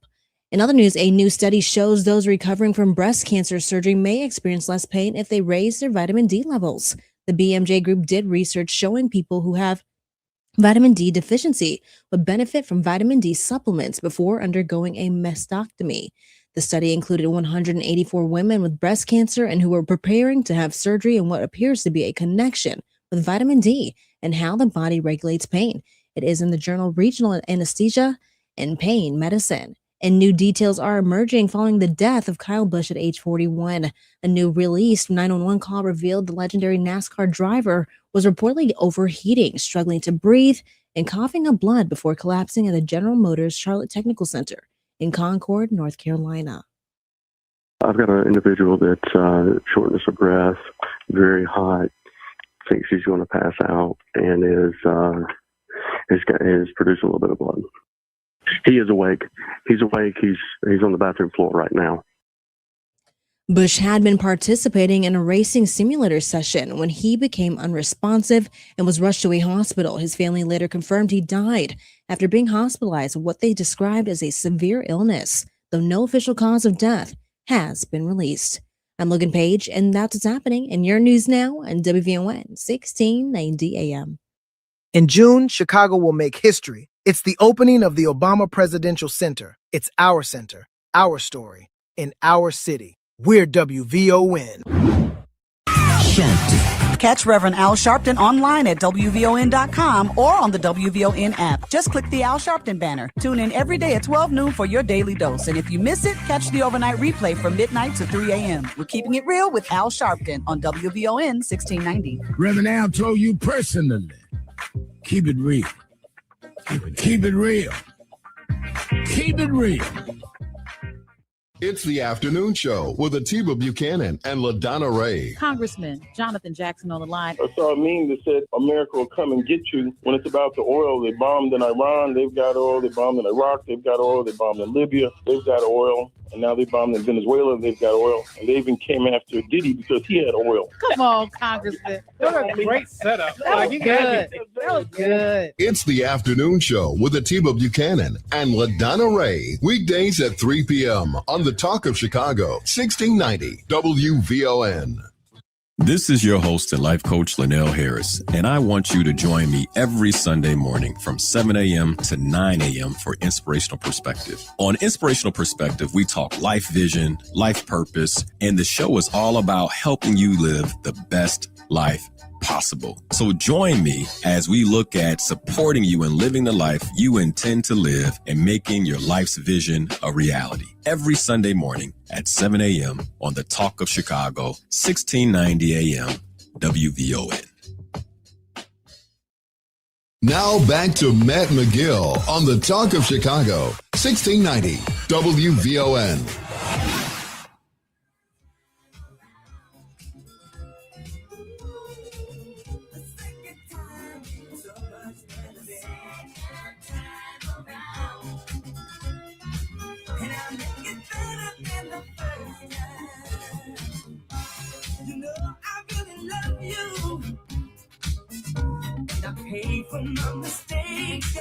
All right, I'm back at 591-1690. We got phone calls.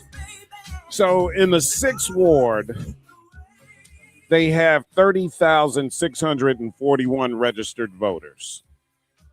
In the 7th ward, for some reason, they don't have, all right, I'm checking here. Can I find official? So that's probably 51,000 registered.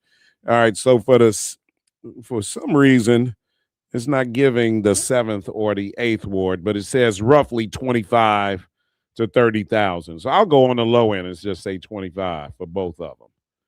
So that's 50,000, 30,000. That's like 80,000, you know. So you're talking roughly 80 to 100,000 registered voters in just those 3 black wards, 6, 7, and 8. All right. So that's roughly 100,000. And then, so the question is, what were the voting number totals for Chicago's last mayor's race? So if we're here just talking about 3 wards, gave you 100,000 votes, potentially could. Brandon Johnson in the final runoff in 2023 got 319,481 votes. So I'm telling you, 3 wards almost get you 100.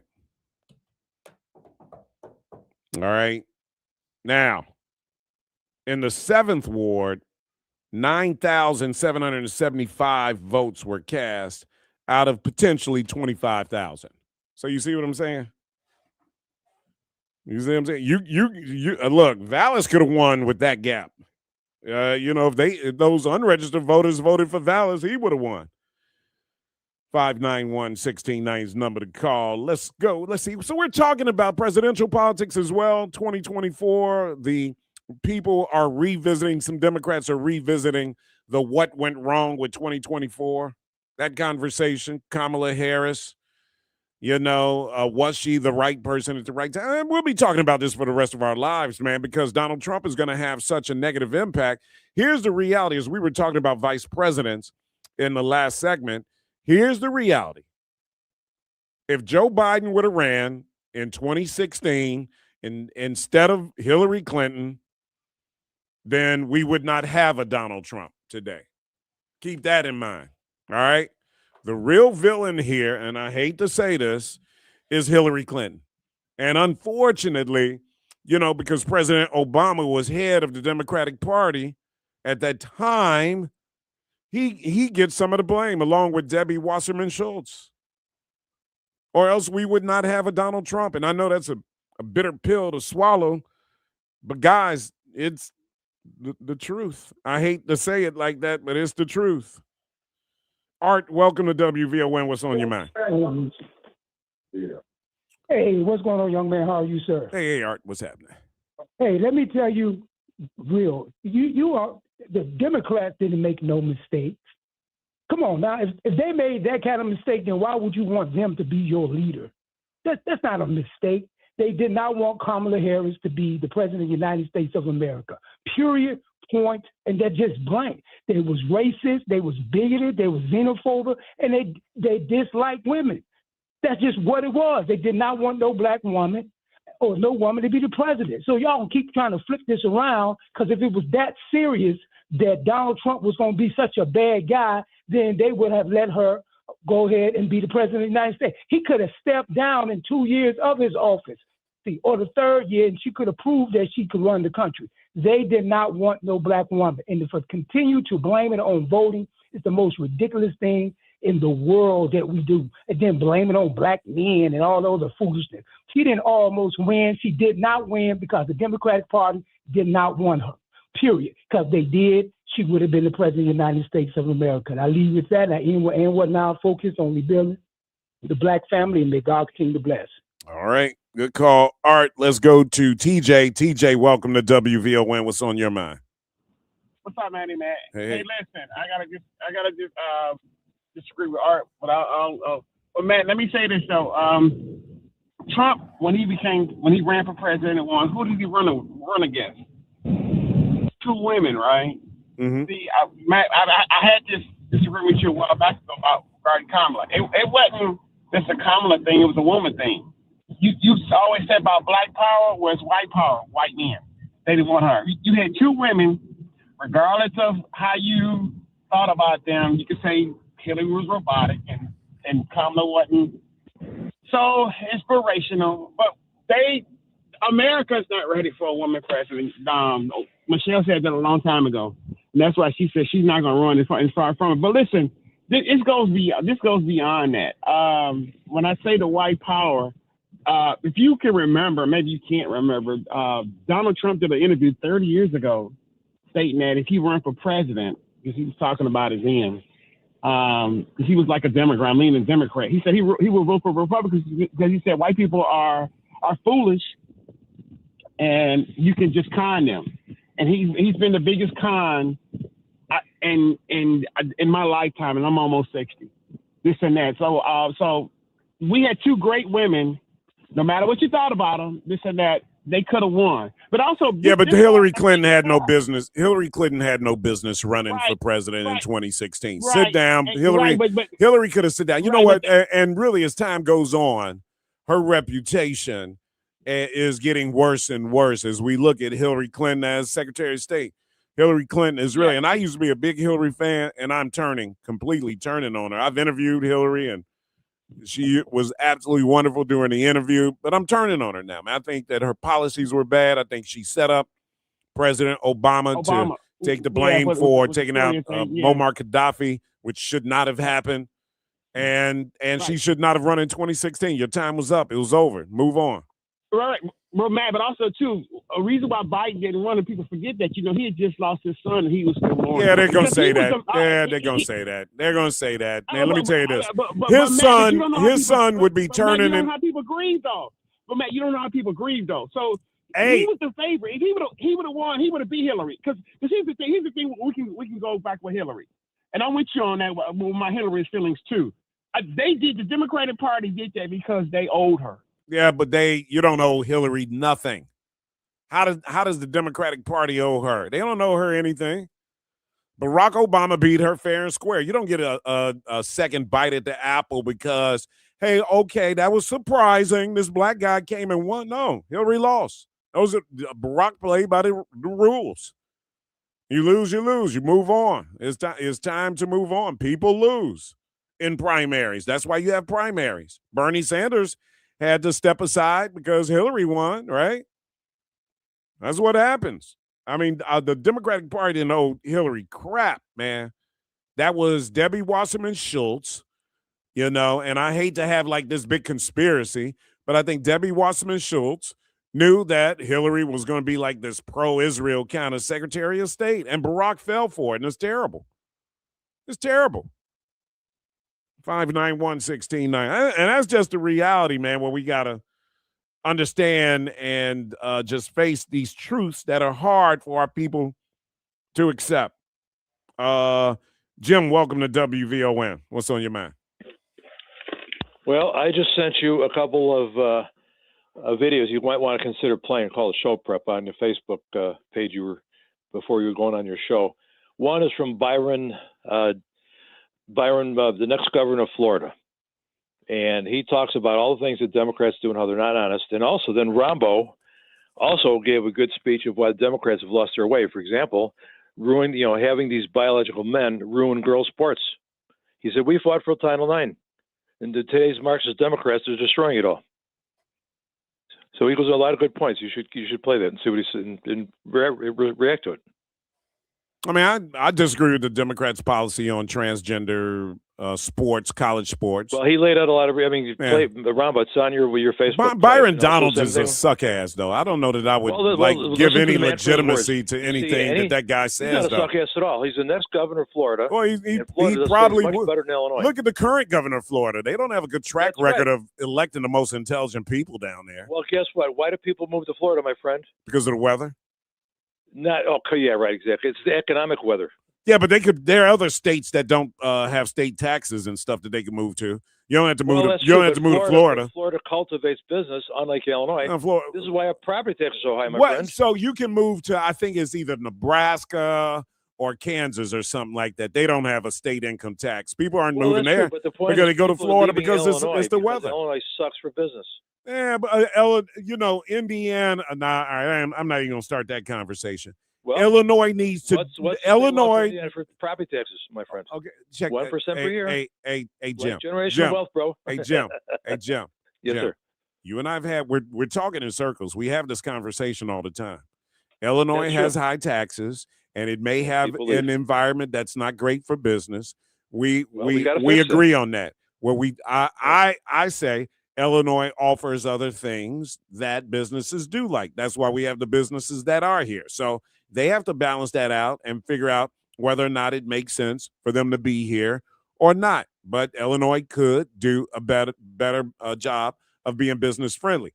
Illinois, though, has more programs that help disadvantaged people, unlike Indiana. So it's give and take. It's like if you are a regular citizen, if you're just the average white guy that lives in Indiana that is not a business owner, you have to make that decision. Hey, I live in a pro-business state.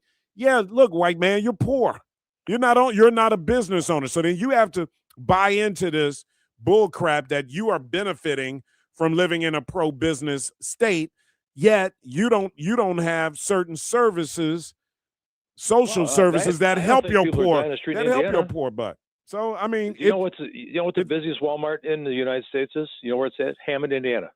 I'm happy for them. Indiana buy stuff because cheap. And if they weren't close to Chicago, that Walmart would not be as busy if it wasn't that close to Illinois. Though I got to go, Jim. 1:48. We'll take more of your phone calls when we return on the Matt McGill Show. More from Matt McGill coming up on the Talk of Chicago, 1690 WVON. This summer, we're taking our streets back with peace. The faith community of St. Sabina is calling on the entire city to stand together for the Summer Peace Takeover Friday, June 5th at 7 p.m. Join thousands of Chicagoans for a powerful rally and march for peace featuring special guest, Chicago's own Chance the Rapper. Meet us at St. Sabina, 1210 West 78th Place as communities from across the city come together with one message: enough is enough. Let's uplift our neighborhoods, empower our youth, and show the nation what unity in Chicago looks like. The first 1,000 people will receive free t-shirts. So bring your family, friends, church groups, and neighbors. This isn't just a march, it's a movement. The Summer Peace Takeover, Friday, June 5th at St. Sabina. Peace starts with us. Chicago, be there.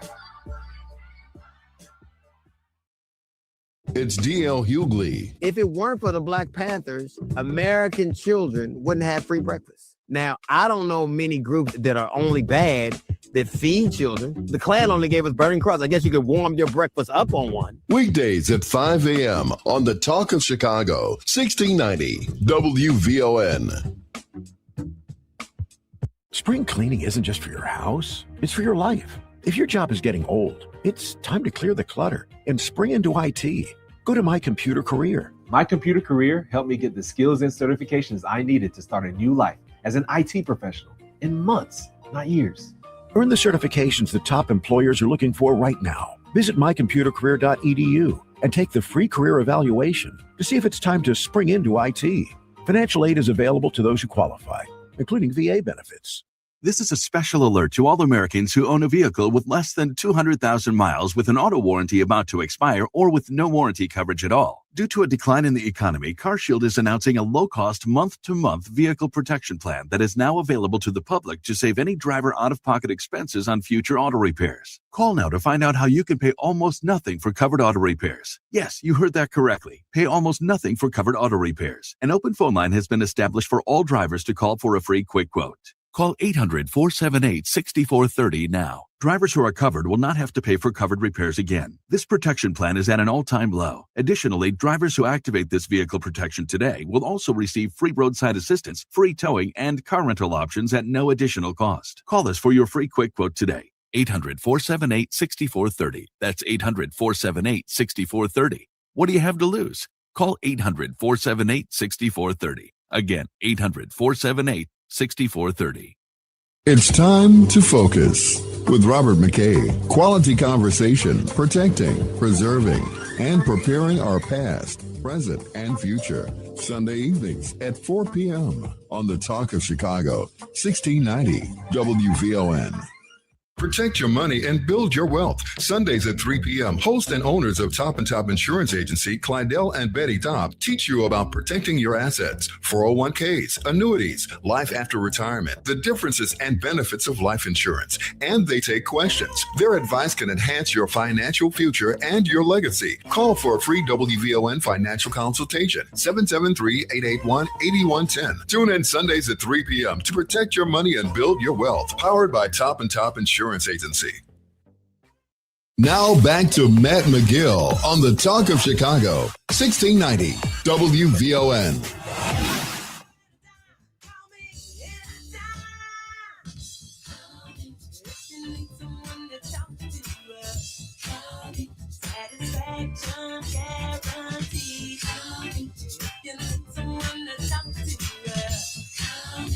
Oh, yeah, call me. I mean, the bottom line is there are going to be, if you're a big business, there are going to be advantages of opening up your business in Indiana. If you're manufacturing and da-da-da-da-da-da-da. If you're looking for the Chicago market, then there are going to be advantages of opening up your business closer to Chicago or in Chicago. That's the bottom line. But the taxes that are charged here, whether it's property taxes that are higher, state income tax, whatever it is open for debate and criticism in the state of Illinois. It does provide more services, more Medicaid and Medicare services, health insurance services. I would imagine more contribution to Obamacare. So there's a lot. I mean, and all of that can be debated. So, I mean, if you know, and Jim and I, we keep talking about this. We're going in circles, but you know, at the end of the day, you as an individual have to make a decision about, do I want to live in Indiana or do I want to live by Chicago? And that's usually what kind of decides this at the end of the day for people. A Key or a Kai, welcome to WVON. What's on your mind? Yes. Hey, Matt, I'm going to tell you having a fantastic show, and I'm going to tell you this about Kamala Harris. Let me give you one recommendation. I hope you go on YouTube and subscribe to this guy by the name of Professor Black Thought. He's like a Celine. Very good. Oh, is that right? Okay.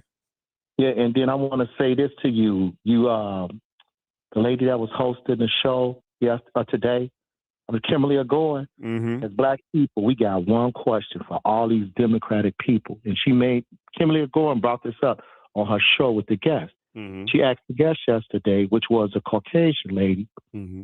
She switched over from being a Republican to a Democrat. Mm-hmm. And Kimberly O'Gorn was like, oh, that's great. That's good. You know, they had a great discussion going until Kimberly O'Gorn asked her, what about reparations for foundational Black Americans? Mm-hmm. Her whole attitude changed. Mm-hmm.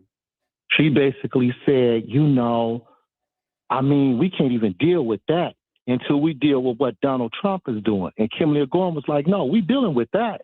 But what about reparations? Mm-hmm. That lady I wasn't there, but you could tell in her whole thought and her voice switch. Here's the thing. It's a good question. It's not a matter of, I think as Black people living in America, we know that we are owed and deserve reparations, right? There's no question about it. The $1 million question is, how do you give reparations? What does it look like? How do you come? It's not even a matter of whether or not it's owed or deserved. It's a matter of what does a reparations plan look like, right? Because you're talking about, number one, foundational Black Americans. So then there's one process where you're going to have to identify direct descendants of slavery.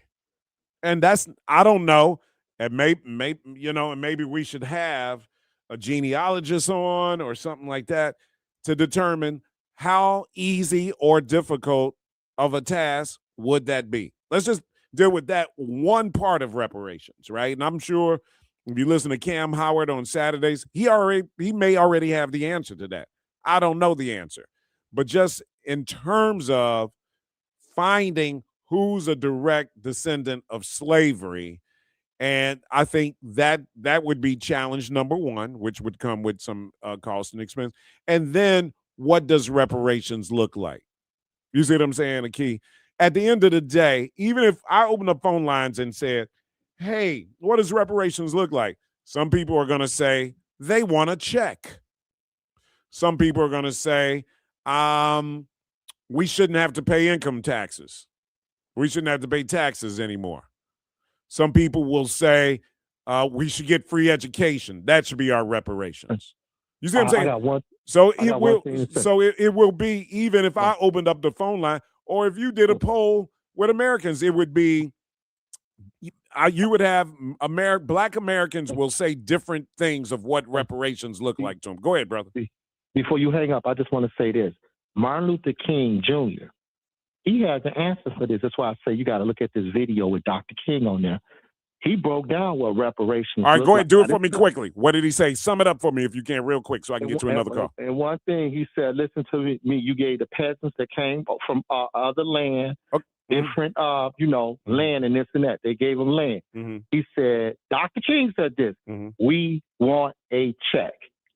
And I'm done. But see, Dr. King is an example of what I'm talking about. Dr. King might say that, and then another leader might say something different. You see what I'm saying? So as much as we want to feel that, Dr. King was the end all be all, he wasn't though, guys. I mean, Dr. King was just at the end of the day another Black American, right? That wants, that is going to have an opinion about, because you got some people. Look, I'm looking on Facebook Live right now, and Hamid is saying he wants land. He wants land. He says it should be land. So who's right, him or Dr. King? You know what I'm saying? And that's just an example of how divided we would be about reparations, who gets it and who doesn't get it. It's not a easy answer. I can tell you that much, brother. It would be very, very difficult. I'm just saying that so that we can have, the conversation about reparations is going to, and if I was that lady, I would just be like, hey, I don't know how to answer that question. That's a great question. I wouldn't get combative if I was a white person, a white Democrat, and a black person asked me about reparations. My answer would have just been like, it's a great question, and we need to figure it out. Because the reality is we haven't figured it out, and we've been talking about reparations for a long time. A long time. That's a tough nut to crack, y'all. 591-1690. Let's take a break here. When we come back, the Black Foodies are going to join us, man. They've been giving us gems on places to go and eat. Dino and Coretta Dean are going to be joining us as they go around Chicagoland, finding all the spots. Callers, hold on. I'll get to your calls as well at 591-1690. You're listening to the Matt McGill Show. Happy Friday afternoon, Chicago. I'm Logan Page, and here are your news headlines. Packed airports and busy roads expected over Memorial Day weekend. In Chicago, Chicago Tribune signs deal to buy Daily Herald. Queen Latifah explains why she publicly came out. And Stephen Colbert signs off after final Late Show episode.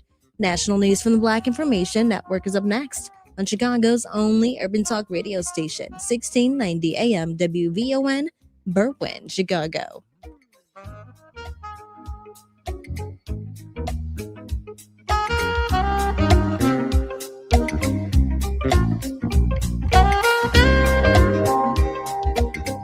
First, here's BIN News Now. Former Detroit Mayor Mike Duggan has ended his independent run for Michigan governor. Duggan says he no longer has a path to victory after slipping in the polls. And the truth of the matter is, when you are down 11 points and you're down in the fundraising, the path is not realistic. Party leaders reacted, praising his ideas while questioning his campaign strategy.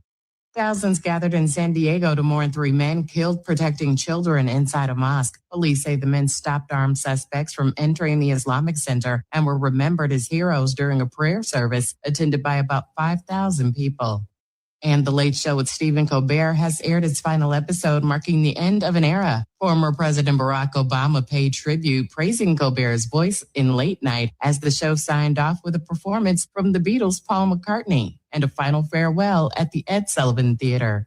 Get BIN News Now on demand 24/7 on the iHeartRadio app. Here's Terry McCready. The Democratic National Committee's 2024 autopsy is finally available for public consumption. Former Vice President Kamala Harris sounding off about President Trump during the Power Rising Summit in Chicago last month. This man has made America weaker.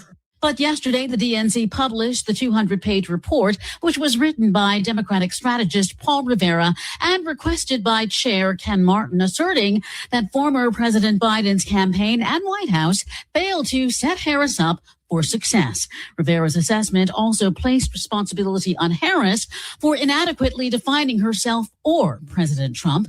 However, the autopsy noted that the decision to replace Biden with Harris at least helped lead other Democrats to victory. The 5 candidates for Los Angeles mayor are making their pitches to voters. The city's Black Mayor Karen Bass participated in a forum at LA Valley College where she updated her plan to shelter the unhoused. We have to move them into permanent housing quicker. I have fast-tracked the 42,000 units. 6,000 are currently under construction now. The mayor's challengers, Nithya Rahman, Adam Miller, and Ray Huang, also spoke. They weighed in on homelessness, affordable housing, policing, the cost of living, and bringing business back to Hollywood. Spencer Pratt was invited to the forum in March, but did not attend. He instead hosted a block party in South LA and spent time speaking with dozens of voters.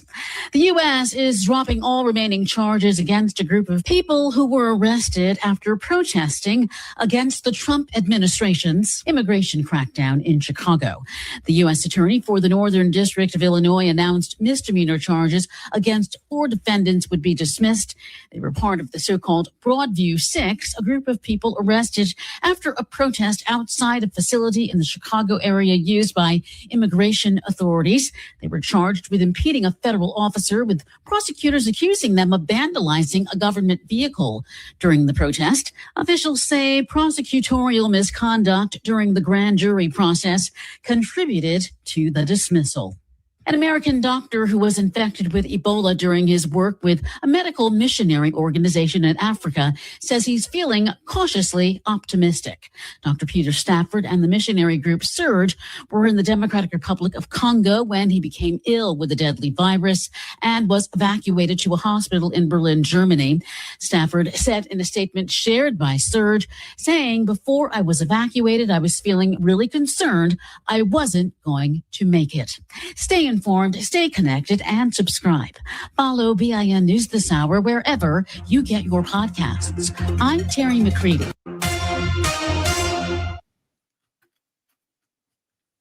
Drinking more water each day helps support your kidneys, heart, and overall energy levels. Hydration matters more than you think, and that's your healthy reminder.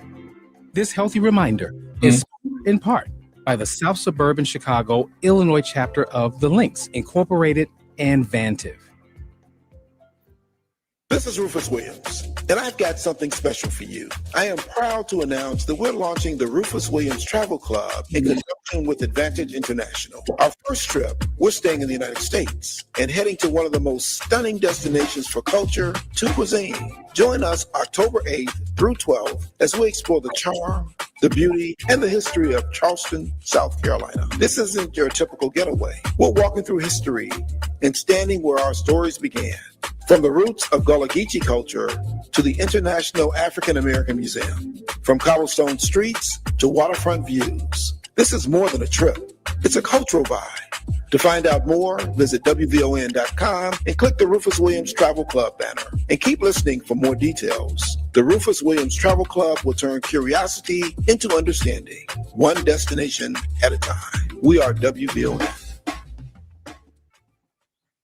Are you drowning in IRS tax debt? Angela was. She called Civic Tax Relief and saved over $80,000. Felicia was having health problems, got behind on her taxes, interest and penalties were adding up. She called Civic Tax Relief and saved over $15,000. Civic Tax Relief is a professional tax negotiation firm that can protect you from the IRS. If you're getting collection letters, call Civic Tax Relief for a free consultation. They will go to work helping you discover all the relief programs you may qualify for free. James owed the IRS $37,000. Civic Tax Relief represented him against the IRS, and by the time everything was completed, he did not owe the IRS anything. If you are in trouble with the IRS, call Civic Tax Relief for your free consultation now. 800-200-2257. 800-200-2257. Get a free consultation and real tax relief. Call 800-200-2257. 800-200-2257. Have you checked out WVON's digital streaming network, Bond TV? It's everywhere on Roku, Apple TV Plus, Amazon Fire, on the WVON app, and at VON.TV. Bond TV, it's cultural content on purpose. It's Sunday. It's football season. There are serious issues we need to tackle together. Lower costs, more jobs, safe streets. Join us as we provide expert analysis to map out the strategies to beat the odds and win. There's work to do. It takes all of us. Tune in every Sunday at 2 p.m. for the brand new show, The Sunday Playbook with Richard Boykin. Live from the Xfinity Studios, it's the station that America listens to, WVON, Berlin, Chicago. It's Matt McGill on Chicago's essential storyteller, WVON.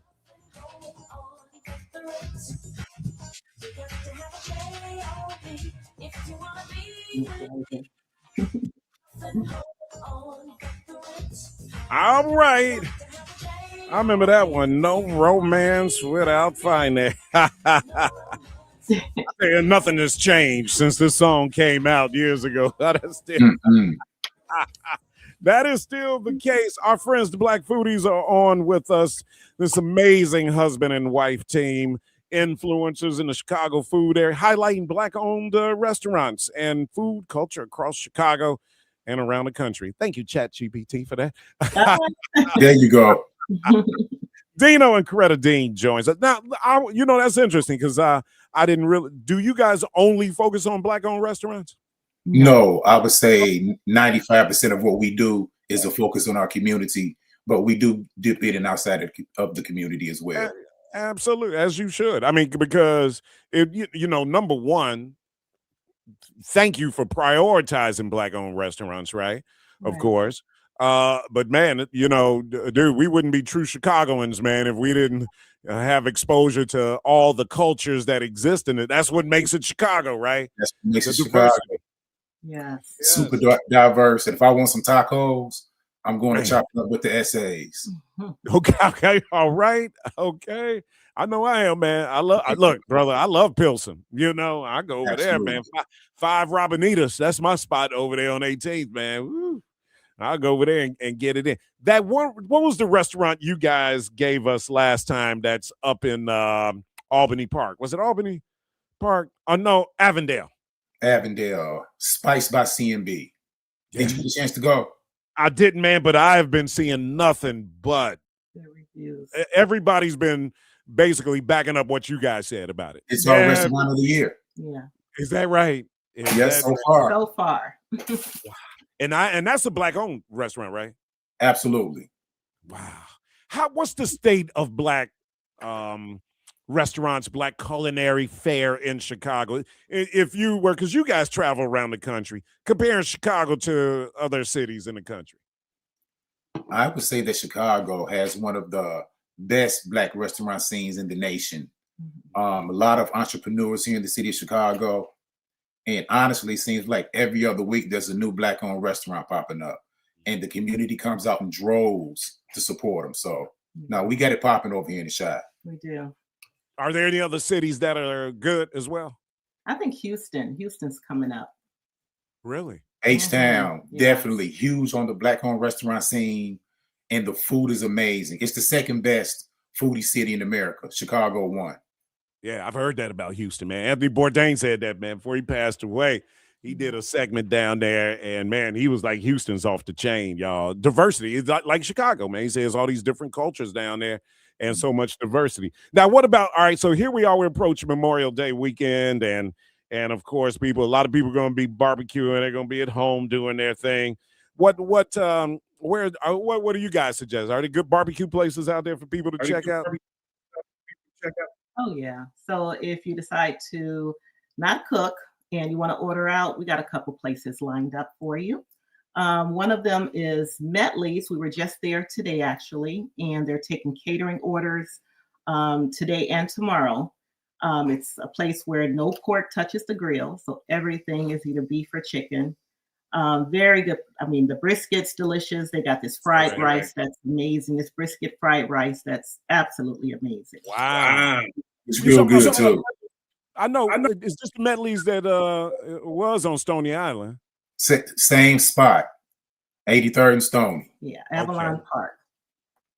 Man, I've been there before, and I'm gonna tell you, when the brother does that smoked turkey leg, man. Oh my God, that thing's falling off the bone. Woo. He does that right, man. He was telling me he marinades it overnight or for 24 hours, and I was like, brother, man, whenever you do that turkey leg, let me know. So Medley, did you say brisket fried rice? A brisket fried rice, and the brisket is so good there. He puts it on everything. He has a brisket Philly. I mean, you name it, man. He'll put brisket in some cereal. He'll crisp it up for you. You just pour milk over it. And they ground their brisket for hamburger patties. What? Oh, so he's doing some brisket. Brisket burgers, yes. Okay. All right. Well, you know what? I haven't been in there in a minute, but that's a strong recommendation coming from the Black Foodies now. If they say Medley's, and they've got a pretty good word of mouth reputation there, man. A couple of times I've been there has been pretty good. I was where I was yesterday, right across the street, and you guys know this spot too. I was right across the street at That's a Burger. They do have some amazing burgers. They got one of the best turkey burgers around. Yes, sir. Yes, sir. Yes, sir. I tried the double turkey burger for the first time yesterday, man, and it was amazing. Do you guys remember when the original owners of That's a Burger, the Ma and Pa? No, I do not. Man, they were quite a couple, man. This was back in the day because they had moved over to 83rd and Stony. They were on 71st off of Jeffrey first, right? Okay. And then they moved over to the 83rd location. And then I think COVID kind of hit them a little hard, as it did a lot of people. And they were just, they had been running it for a while, It's So they were family run, same family. I think so, man. I think so too. Yeah.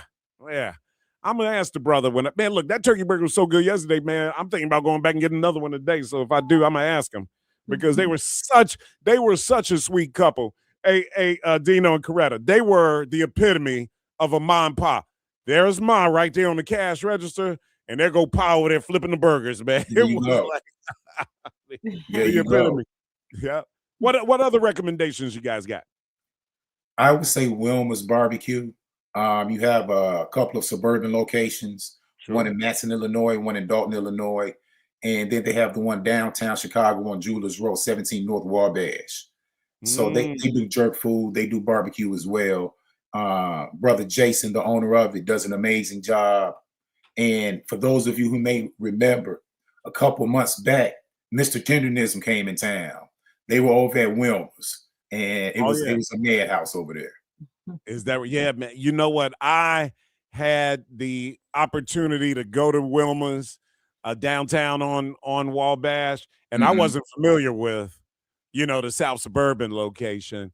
And I was driving down the street and I saw it out there, man, and stopped by there. Yeah, Wilma's is the truth, man. It's good.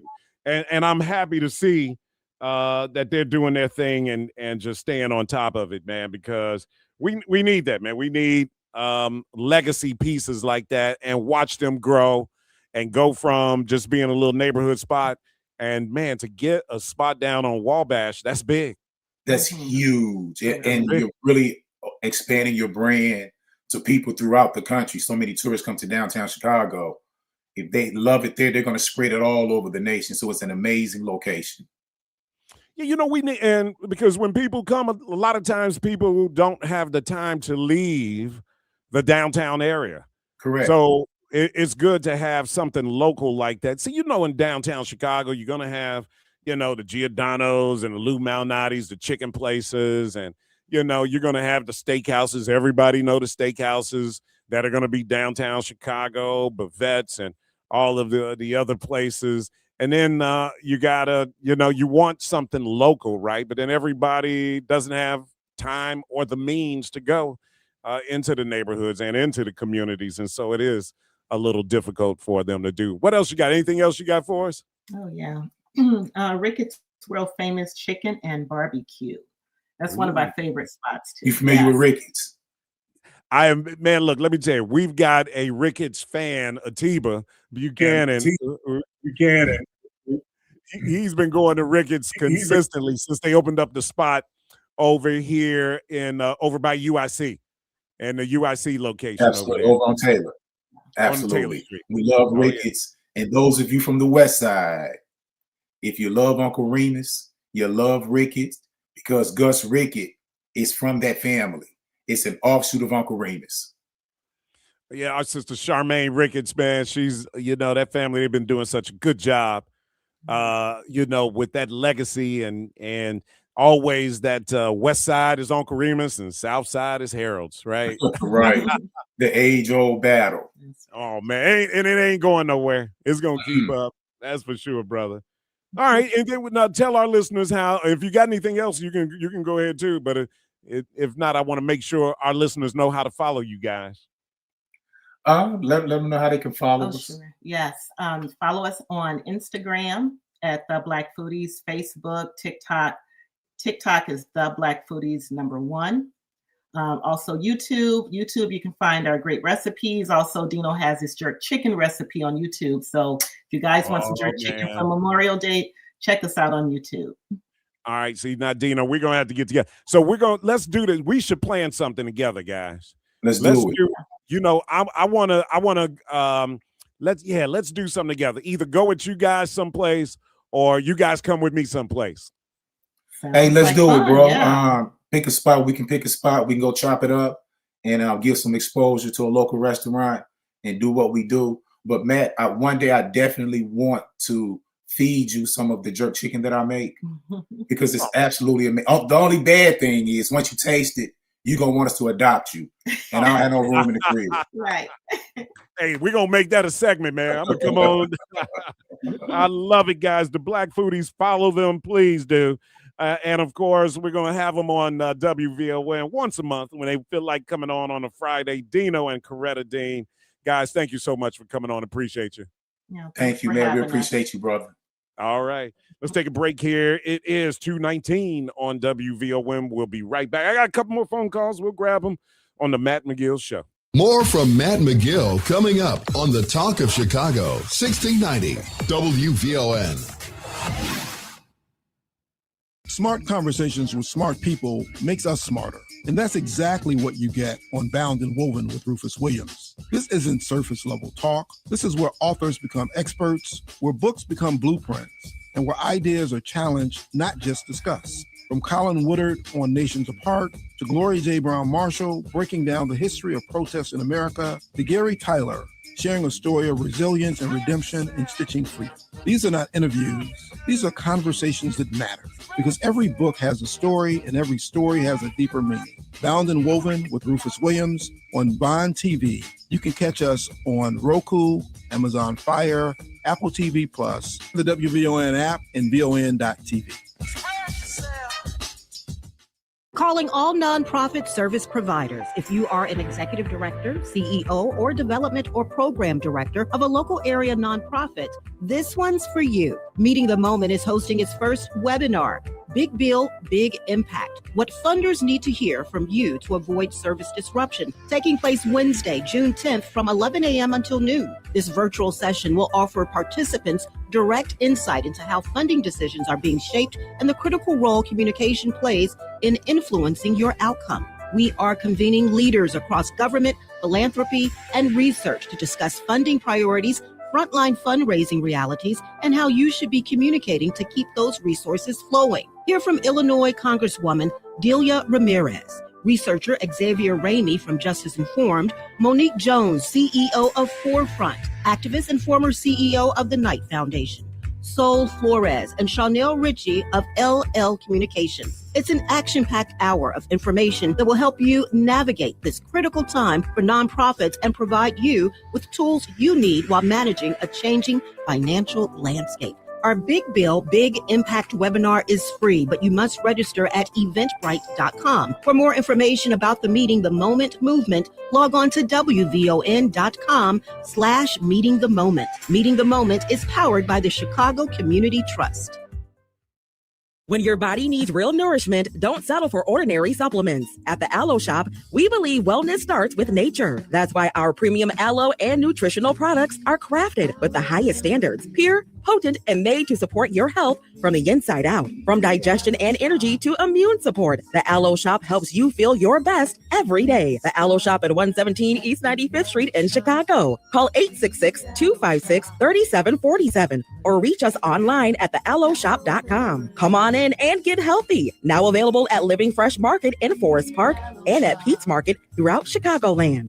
Greetings, WVON family. It's your brother and friend, Bomani Obadelli of the Activist Hour. Join me on Saturday mornings as we discuss a holistic and public health approach to addressing community violence. We will also be discussing ways that we can create a safe, peaceful, economically thriving, and healthy communities. Join me Saturday mornings, 8 a.m. on WVON for the Activist Hour. Now back to Matt McGill on the Talk of Chicago, 1690 WVON.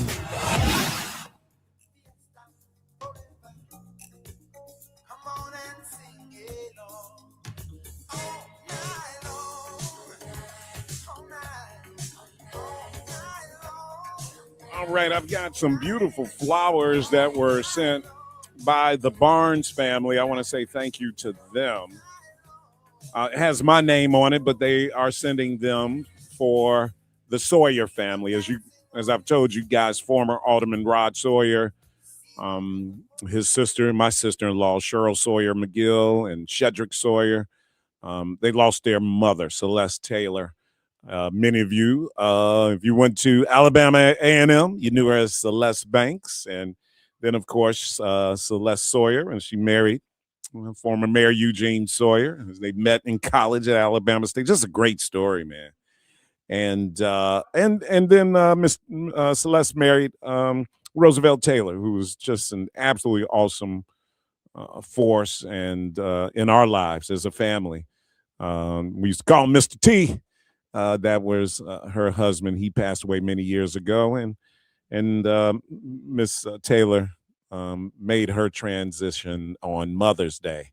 I told you guys about that. But Mama Celeste was amazing, man. We had her funeral on Wednesday. That's why I was out on Wednesday. And you talk about a life well lived and having an impact on people, and especially young people. Mama Celeste was just absolutely amazing, man. You know, she, had these amazing children that, of course, her and former Mayor Sawyer are proud of. And this, life as a teacher herself, personally as a teacher, and just, she never stopped teaching, man. As she retired, she just kept on teaching us about life and always trying to make sure that we were, well-grounded in our faith, because she was very religious, going to church every Sunday, and so always sending me notes, guys, writing me letters to try to make sure that I was focused, because I think she noticed that after my father died, I kind of lost a lot of focus, especially when it comes to religion and divinity and God. But she was just such an amazing force. Mama Celeste was just absolutely Miss Alabama State. Oh my goodness, man. Her story is just so rich and one to be shared. A legendary AKA here in the city of Chicago. And just to be a part of this amazing family, my family, when we joined with the Sawyer family, man, it's just been a delight to the McGill family, and something that we have cherished and have benefited from and celebrate on a daily basis, man. I'm so proud to have known Mama Celeste and have had her in my life. And former Mayor Eugene Sawyer, man, was just an amazing force. Him and my father were so much alike, man. It was just amazing for them to be the patriarchs of the two families when they came together. My sister-in-law, Cheryl, who many of you know, Cheryl Sawyer McGill, and she worked for the city all her life, man, and a deputy budget director for years under the Daley administration, and commissioner of human services under the Daley administration, and just was an outstanding and continues to be an outstanding woman. My brother, Rod, cooked some briskets. We were talking about that barbecue. Me and Rod was talking right before I came on the air. I'm going to have Rod participate in the show more often, because a lot of these questions we have about politics and city politics, Rod knows it off the top of his head, and he can help us. Because somebody asked a question earlier today about the teen takeover. Can you arrest these parents and find the parents? Well, I'm sure there's a way to get to that, right? But I think you got to go to city council and get that. Rod would know off the top of his head. I'm always asking him all of these political questions anyway, so he's used to it. Eddie, welcome to WVON. What's on your mind? Brother Matt, how you been? Doing good, brother. Good. Hey, the brother that called earlier, speaking of the woman, that woman, she wasn't just a regular voter. She was from the Lincoln Project. And Kimberly asked her that question if she was selling the Democratic Party, and she really just acted like a deer in the headlights when it concerned. Oh, okay. What's in it for the black people, basically. I mean, that reparations it's like that for the Democratic Party. It's the third rail. It's the third rail. Yeah, it's like, nobody really wants to touch it or address it. Politicians want to deal with it. But, we should be asking that of the Republican Party as well, though. Well, I'm not going to go there with you, because we already, we know how we feel about that. But the Republican Party should have to answer it as well. But my thing is, what I want to push back on, and not just really from you, but this theory that, well, let me say this. I'll bet everything I own that if you polled descendants of slaves, African Americans in the United States, what would be the number one form of retribution they would like to be paid in, I know it's going to be cash money on the barrel. And I don't know why we feel like this is so complicated, because the very reason that we were made slaves is for money. If you get property, the whole point of having property is for us to appreciate and value so that you can translate it into money. Everything we do requires money, shelter, food, housing. People get into business to earn money. You go to school to get an education, to have a way of life in which brings you money so that you can afford a cost of living. We just cannot get around the fact that everything in this material world revolves around money. I'm not debating that. I don't think that I think that people would be split, but I would, if you were asking me, I would say the majority of people would say money. I mean, you would have some, just like the brother on Facebook Live. Some would say land. Some would say no taxes. Some would say invest in the community schools and stuff like that. But the majority of the people would say money. I don't doubt that at all. And when reparations has been paid to others, has been paid in the form of money. The Japanese got money. The Jews got money. I don't know that the Native Americans, I think they kind of got land and stuff like that. I don't know though.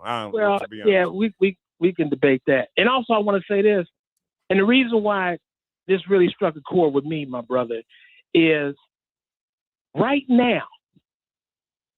See, the lady said we ain't got time to talk about this right now because we got a bigger fish to fry. The sky is falling. But right now you have an Indian Democratic senator woman who is already floating that once the Democrats win, the immigrants need to get paid reparations for all the stuff that they done gone through with ICE and everything else. She's already selling that now. So she got time for that.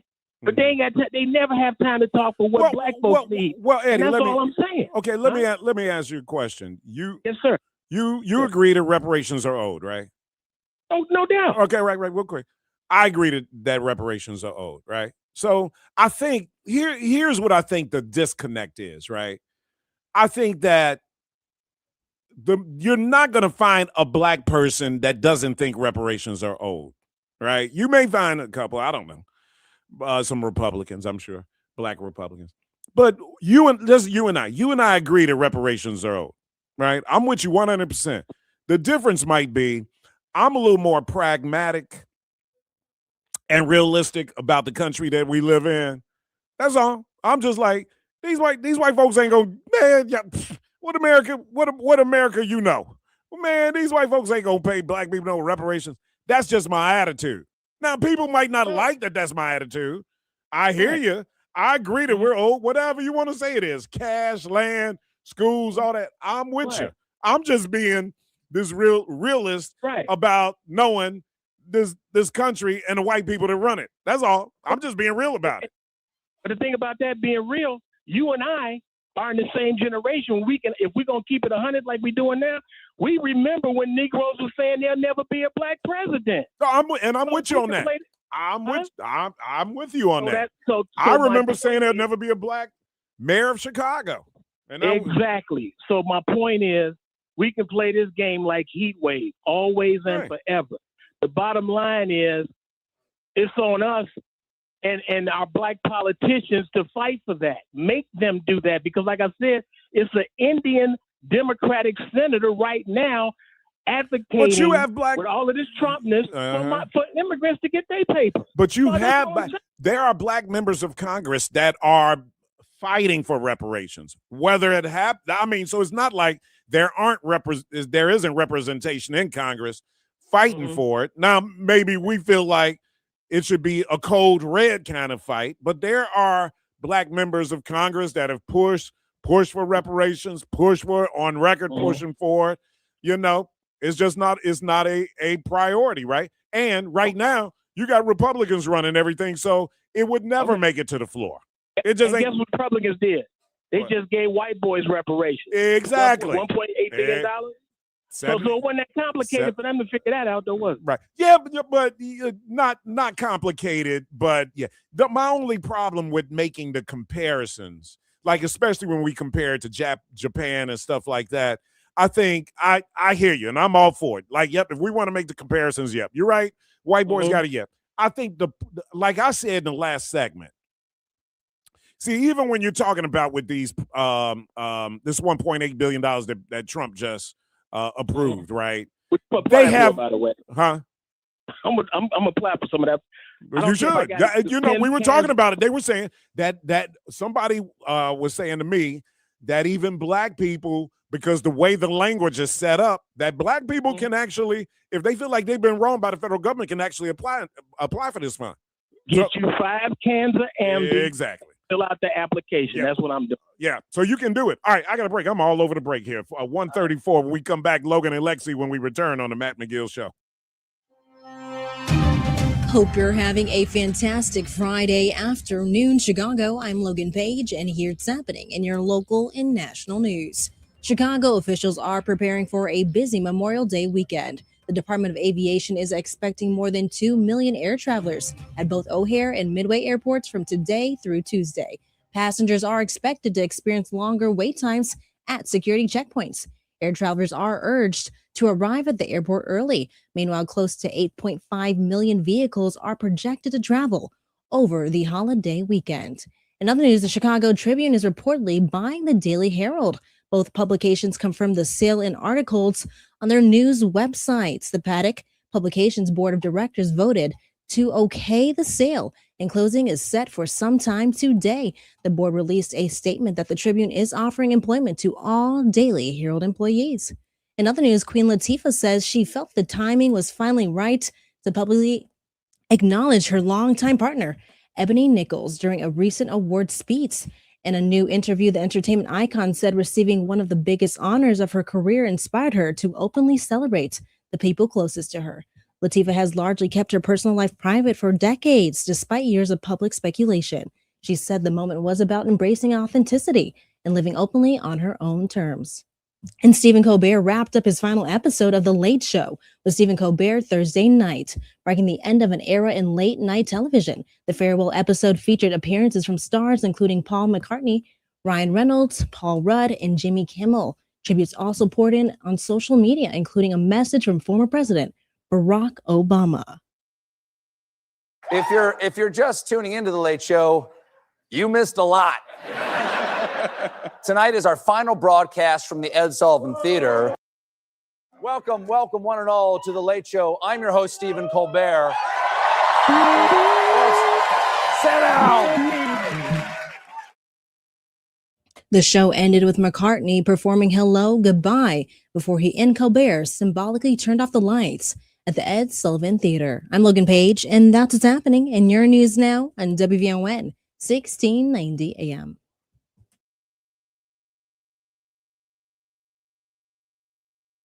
Life. For a lot of us, healing has to include reparations for those in power to make amends for the centuries of harm committed against Black people in this country. We deserve a city that invests in us, and we have the power to build it. Join us Saturday, May 30th at the Big Payback People's Assembly with equity and transformation and the movement for Black lives, where we'll be digging into the real questions. What do reparations look like in our communities? And how do we organize to win what we are owed? Come be a part of it on Saturday, May 30th, 11 a.m. at Alt Space, located at 5645 West Corcoran Place. We'll have food, childcare, and real community connection. We built this country. It's time for a full accounting. Let's take back what's ours. Register today at peoplespower.info. That's peoplespower.info. We'll see you there. You gotta get ready for the big payback. The big payback. Calling all nonprofit service providers. If you are an executive director, CEO, or development or program director of a local area nonprofit, this one's for you. Meeting the Moment is hosting its first webinar, Big Bill, Big Impact. What funders need to hear from you to avoid service disruption. Taking place Wednesday, June 10th from 11 a.m. until noon. This virtual session will offer participants direct insight into how funding decisions are being shaped and the critical role communication plays in influencing your outcome. We are convening leaders across government, philanthropy, and research to discuss funding priorities, frontline fundraising realities, and how you should be communicating to keep those resources flowing. Hear from Illinois Congresswoman Delia Ramirez, researcher Xavier Ramey from Justice Informed, Monique Jones, CEO of Forefront, activist and former CEO of the Knight Foundation, Sol Flores, and Chanel Ritchie of LL Communications. It's an action-packed hour of information that will help you navigate this critical time for nonprofits and provide you with tools you need while managing a changing financial landscape. Our Big Bill, Big Impact webinar is free, but you must register at eventbrite.com. For more information about the Meeting the Moment movement, log on to wvon.com/Meeting the Moment. Meeting the Moment is powered by the Chicago Community Trust. It's Rufus Williams. Chris, good morning. Welcome to VON. Ain't no jive on the morning drive with Rufus Williams. Thank you, brother. Weekdays at 7 a.m. on the Talk of Chicago, 1690 WVON. The movement for repair is growing, from city halls to parliaments and around the world, from Chicago to Cape Town, from Evanston to the UN. I'm Robin Rusin. And I'm Cam Howard. Together we're bringing you Reparations Now, where we talk power, policy, and progress, local, national, and international. It's about justice. It's about repair. It's about time. Reparations now, because justice cannot wait. Reparations Now, Saturdays at 4 p.m. only on WVON 1690. Now back to Matt McGill on the Talk of Chicago, 1690 WVON.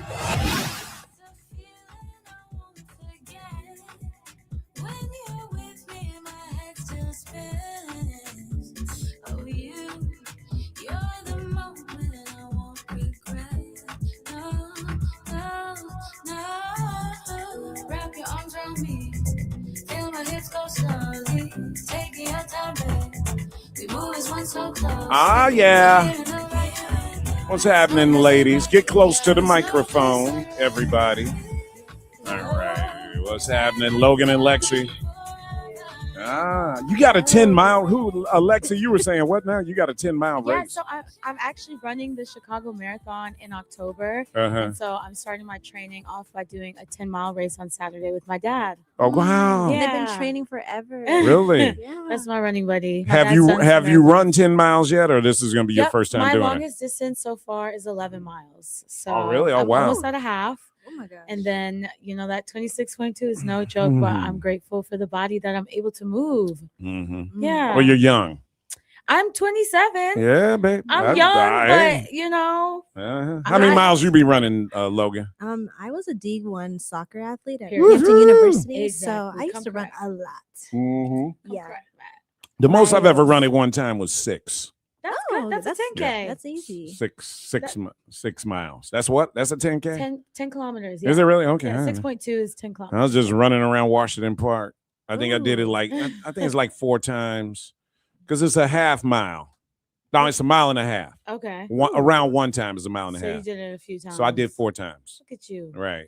I was a young beast though, Young baby. whippersnapper. I remember, oh man, I used to be, girls, let me tell you, Grandpa was a stud back in his day. Grandpa, the women couldn't keep their hands off of me. I'm going to verify with my aunt about that one. I'm going to ask her to be sure. But that was my, that was my road dog. Your aunt. I was thinking about her the other day, man. In fact, I got to get her on the show. Because she is so smart and intelligent. So look, you know what? I know you guys want to talk about the Kevin Hart roast, but check this out. We were just talking about reparations. Okay. Is that a topic in your age group? Do you guys talk about reparations at all? All the time. What? And when you talk about it, what's that conversation like? On a more serious term, kind of like literally reclaiming what's ours and understanding that. But we make lots of jokes too, like let's go steal during the looting 2020 reparation. Reparation. Oh yeah, no, there are different ways There's different types of reparation. when you're the boss and you have a white man working for you, reparations. Oh man, I see. I could say something else, but I can't. This is on the show because I got a buddy of mine that made a joke about this, but might be inappropriate for even though my listeners know I stretched the envelope on that. But do you guys? I mean, when you guys talk about it, like, and seriously talk about it, do you guys talk about what reparations would look like for you? Yes. What and this is the question I'm asking more in terms of because some people will say, hey, reparations to me is going to look like a check, money, cash, right? Some people might say land. Government should give us land, or no tax. We shouldn't pay any taxes. That's have to pay exactly. Or because that land is ours anyway. Or we should be, our communities should be, focal points or whatever. Like what when you guys talk about it, what does your group usually talk about? Money and land. Yeah. The stolen assets that are rightfully ours. Yeah, we feel like our ancestors did a lot of the work for and because everyone. Our generation is like further removed from enslaved African times, sure, there was still success in some of our grandparents and great grandparents that like maybe we don't have access to because you know. And healthcare, education, like those type of reparations too. Yeah. See, and that's where healthcare is like the most. Health is our wealth. Health, so literally, especially Black women health too. Yeah. Like, can we start a feminist movement and leave the white women out of it this time? Reparations.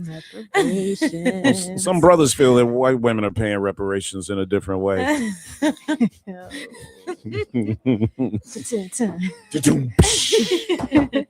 I know a brother, he's knocking them down. I'm like, damn, dog. You getting your reparations? The hell? What do you guys talk about? We just had a serious conversation about it. Yeah. I'm not getting, people are, I think here my position is I don't think I'm gonna see it in my lifetime. So I don't really I think there's not a Black person in the country that would say Black people are not owed reparations. Actually, there are some. They're Republicans. I have met somebody who felt like, or seen them on TV, I think, and feel like reparations were owed. But I think everybody feels like, yes, of course, reparations are owed, right? I just don't think, I know this political climate that we're in. I know some of the white folks that we share this country with and the control that they have over the levers of government. Yeah. And I just know in my lifetime, in the last segment, we were just talking about, will it ever happen? And somebody was like, oh, well, somebody said there'd never be a Black president. So I think maybe it will happen. Manifestation is key in these times. Huh? I think manifestation is key during these times. Like, we just have to be hopeful. Yeah. Optimistic. No, I mean, I'm cool with that. Yeah. I'm cool with that. So I think it could happen in another, generation or two, maybe not while I'm alive. Equal playing field even, right? Like not feeling like we have to work twice as hard just to get to the same level of success, like more equity, less equality could even be a form of reparations, Look, we damn near after this dude, president of the United States. It's definitely not going to happen while he's in office. When he leaves, we're gonna have to be trying to get back stuff that we just had before he took office. We're gonna be fighting voting rights acts, and they're trying to take away things that we have gotten legislatively over the last 50, 60, 70 years. When this dude is out of office, we're going to be trying to get back some basic accomplishments and achievements. Like our museum, like the African American History Museum in DC. Yeah. We're going to have to fight to put the artifacts back in that. I'm telling you. Where are they putting the artifacts? Dude, this dude is making it complicated, but it is a great conversation for people. I want to see hold on. Let's take Sam from Inglewood. Let's see what he thinks. Sam, welcome to WVON. What's on your mind? Hey, Sam. Hey, Maddie, Matt, and ladies. Hey. How are you all doing? All right, Matt, I have to answer to a question that you asked earlier. You said, how do we tell who's Black, who is a descendant of a slave? Well, man, I was born in the 60s, and it says the race of my mother, Negro, the race of my father, Negro. That's how we can tell. All right. Love you, brother. Okay. Out here. All right. That's what you call simple, quick, and easy. He's got an answer. All right. Let's take a break here. And we got 2 more callers out, but when we come back, what are we going to talk about?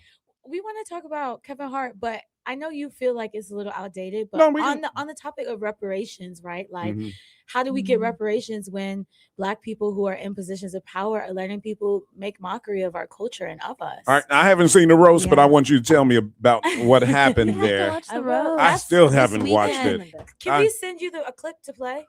You can. You have to give it to Robert. Okay. He'll play it. All right. We'll take that when we return on the Matt McGill Show. More from Matt McGill coming up on the Talk of Chicago, 1690 WVON. At Fifth Third Bank, being part of the community means investing in its future. From supporting local businesses to funding neighborhood initiatives, we're here to create lasting opportunities. It's our commitment to Chicago. This is banking, a Fifth Third better. Learn how we're making a difference at 53.com. That's 53.com. Fifth Third Bank, National Association, member FDIC. Hey, Chicago, it's Sir Henry Cheatham, your Magnolia Blues man. The Chicago Blues Fest is back, and WVON is bringing the soul of the city with it. Join your favorite WVON personalities June 5th through the 7th at Millennium Park for this event. Friday night, we're celebrating 55 years of Alligator Records with tribute to Coco Taylor, Lonnie Brooks, Hound Dog Taylor, and Chris Stone, Kingfish Ingram. Saturday, we're bringing 75 years of Chicago blues to the main stage, featuring Chicago's own Billy Branch, Kenny Neal, and Ronnie Baker Brooks. And we'll close out the weekend on Sunday with the legendary Taj Mahal and the Phantom Blues Band, a special tribute to women in blues featuring Lynn Jordan and the Shivers, Melody Angel, and Deetra Farr. And keep listening for a chance to win an exclusive VIP Blues Fest experience. For more information, visit WVON.com/events. Brought to you by Mayor Brandon Johnson and DKs.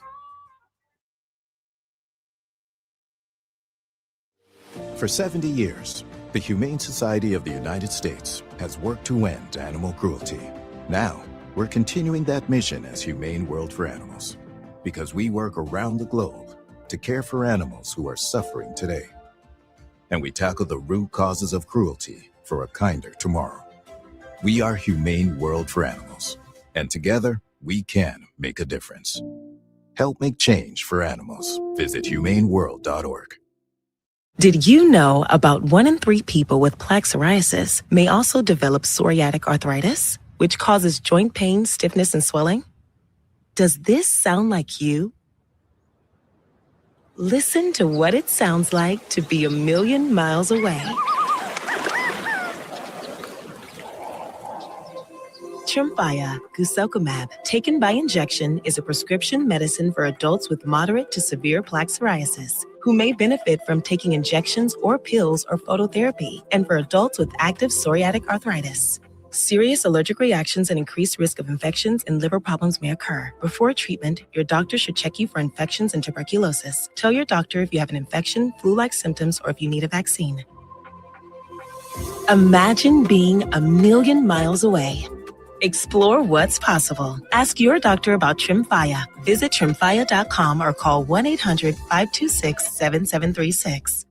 Hi, I'm Tavis Smiley, inviting you to join me weekdays from 6 p.m. to 9 p.m. right here on WVON. I am bringing you a national perspective on all the happenings in the Black community and, of course, politics. It's talk radio for us, by us, and this is where America listens. It's Tavis Smiley, weekdays from 6 to 9 p.m. on the Talk of Chicago, 1690 WVON.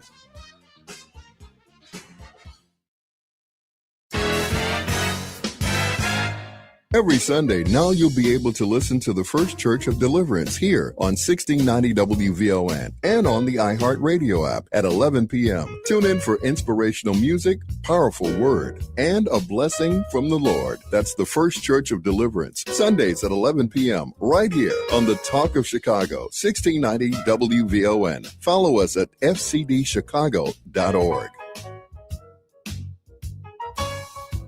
Now back to Matt McGill on the Talk of Chicago, 1690 WVON.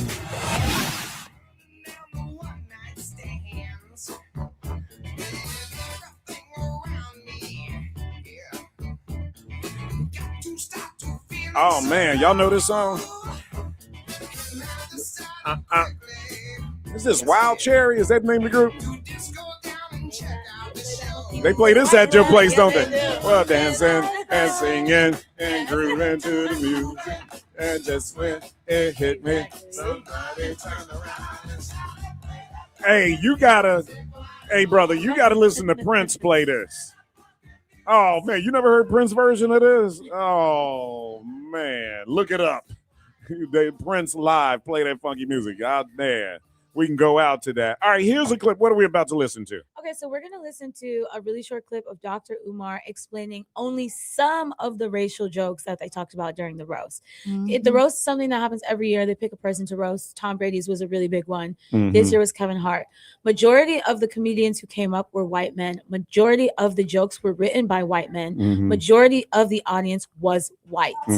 Just to preference. Well, that's on Kevin Hart then. Right, but I'm not blaming. And Kevin kind of Maybe he did this on purpose. But right. that's what Kevin's kind of, a. He's interesting. What would you say? How would you describe Kevin Hart? There's just a lot of words. Highlight the still ongoing racism. Yes, but you're talking about reparations, right? And how do we move forward away from past? And then we have moments and instances like this where we have black people in Opening positions the of power, door. opening the doors to be treated like. Because let me tell you, when Tom Brady had his roast, that was crazy. He got pissed off and came up there and he confronted one of the comedians. Yeah. Because one of the comedians had said something about Bill Belichick.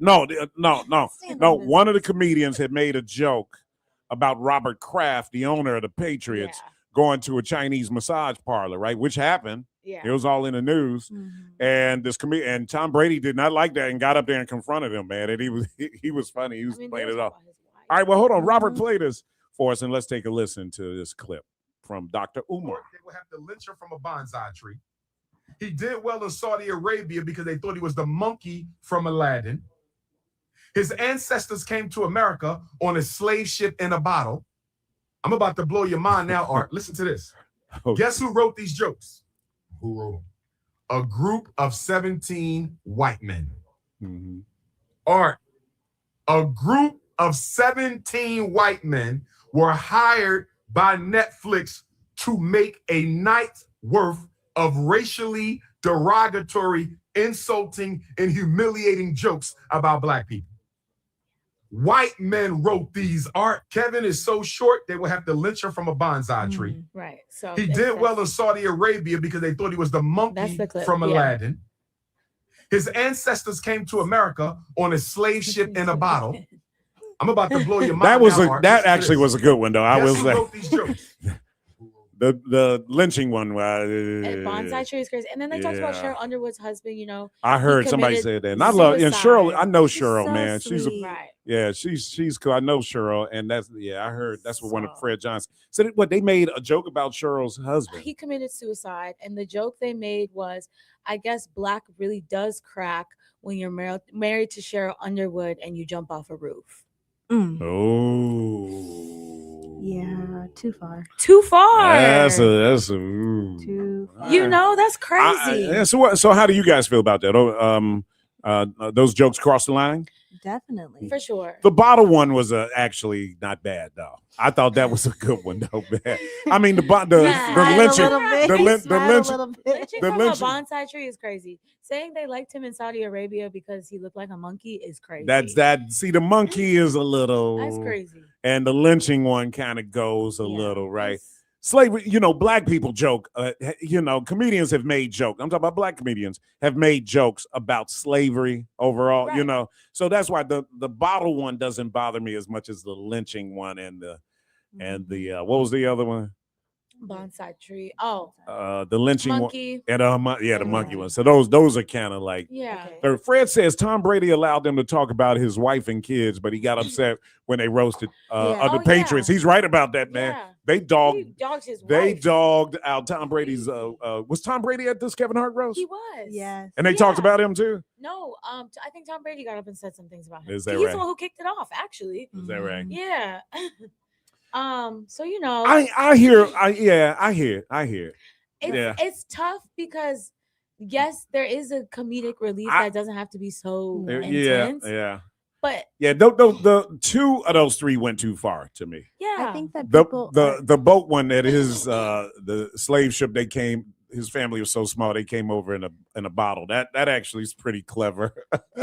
there's like a huge controversy about how we take things too serious. So maybe Kevin was trying to open that door just like to, lighten the mood and just not take jokes as serious. But I also think Kevin is so smart that he probably did this on purpose to highlight how racist people are in our country too. So when Kevin's laughing all the way to the bank. he laughed the whole time. And white actually. America. So It's here's the paying thing, him. right? And I'm not mad at him, right? Because we sit up here and we criticize black entertainers that make money and crossover, right? Is that Steve reparations? right? Is that reparations, right? that is reparations. That's his. Because That might be Kevin his Hart is making a reparation. lot of money. Steve Harvey makes a lot of money, right? Yeah. There's some black stars that cross over and make a lot of money. There's no question about it. But that ties into the, have we desensitized some of our racial third rail, so to speak, to the point where we're normalizing it? And then when you talk about reparations, 13-year-old white boy watching this in South Florida. mm-hmm. You know what I mean? And then you go to college for the first time in 5 years and you meet a black person and you're like, cracks a joke. cracks like, a hey. joke, right? I never saw Night until I saw you. Ha ha ha. Right. And you're like, whoa, what the it would be good. I think Atiba and LaDonna had Damon Williams on. And they because had Dr. Umar on. They had Dr. Umar on, yeah. And it would be interesting to talk to Damon about that. Or actually, I'm going to have Marlon Mitchell come on. And I'm going to ask Marlon about that. Because it'd be interesting to talk to a comedian and see what they feel about it. Because some comedians say everything's on the table, dude. When it comes to getting a laugh, we will joke about our mama to get a laugh, right? And some comedians have joked about their mamas, right? To get a laugh. So some comedians, huh? That's their mom. That's their mom, right? No, I hear you. So that's what that's the joke, man. They say, hey, man, comedians will throw their mother under the bus to get a laugh, right? So some come from that line of thought, and then obviously we have some comedians who might feel like there is a line that cannot and should not be crossed. All right, it's 3:00. Thank you, Logan and Lexi. Amazing. Logan's got to run and do the news. Ken Duncan is coming up next for 3 hours of Power Radio. Share the show, Fred Johnson, Queen Kim, and everybody on Facebook Live. I love you guys to pieces. And we're back at have a happy Memorial Day on Monday, guys. I think I'm on the air. We'll see. Come on out Sunday, guys, to the concert. And I will see you guys there as well. Peace, love, and happiness.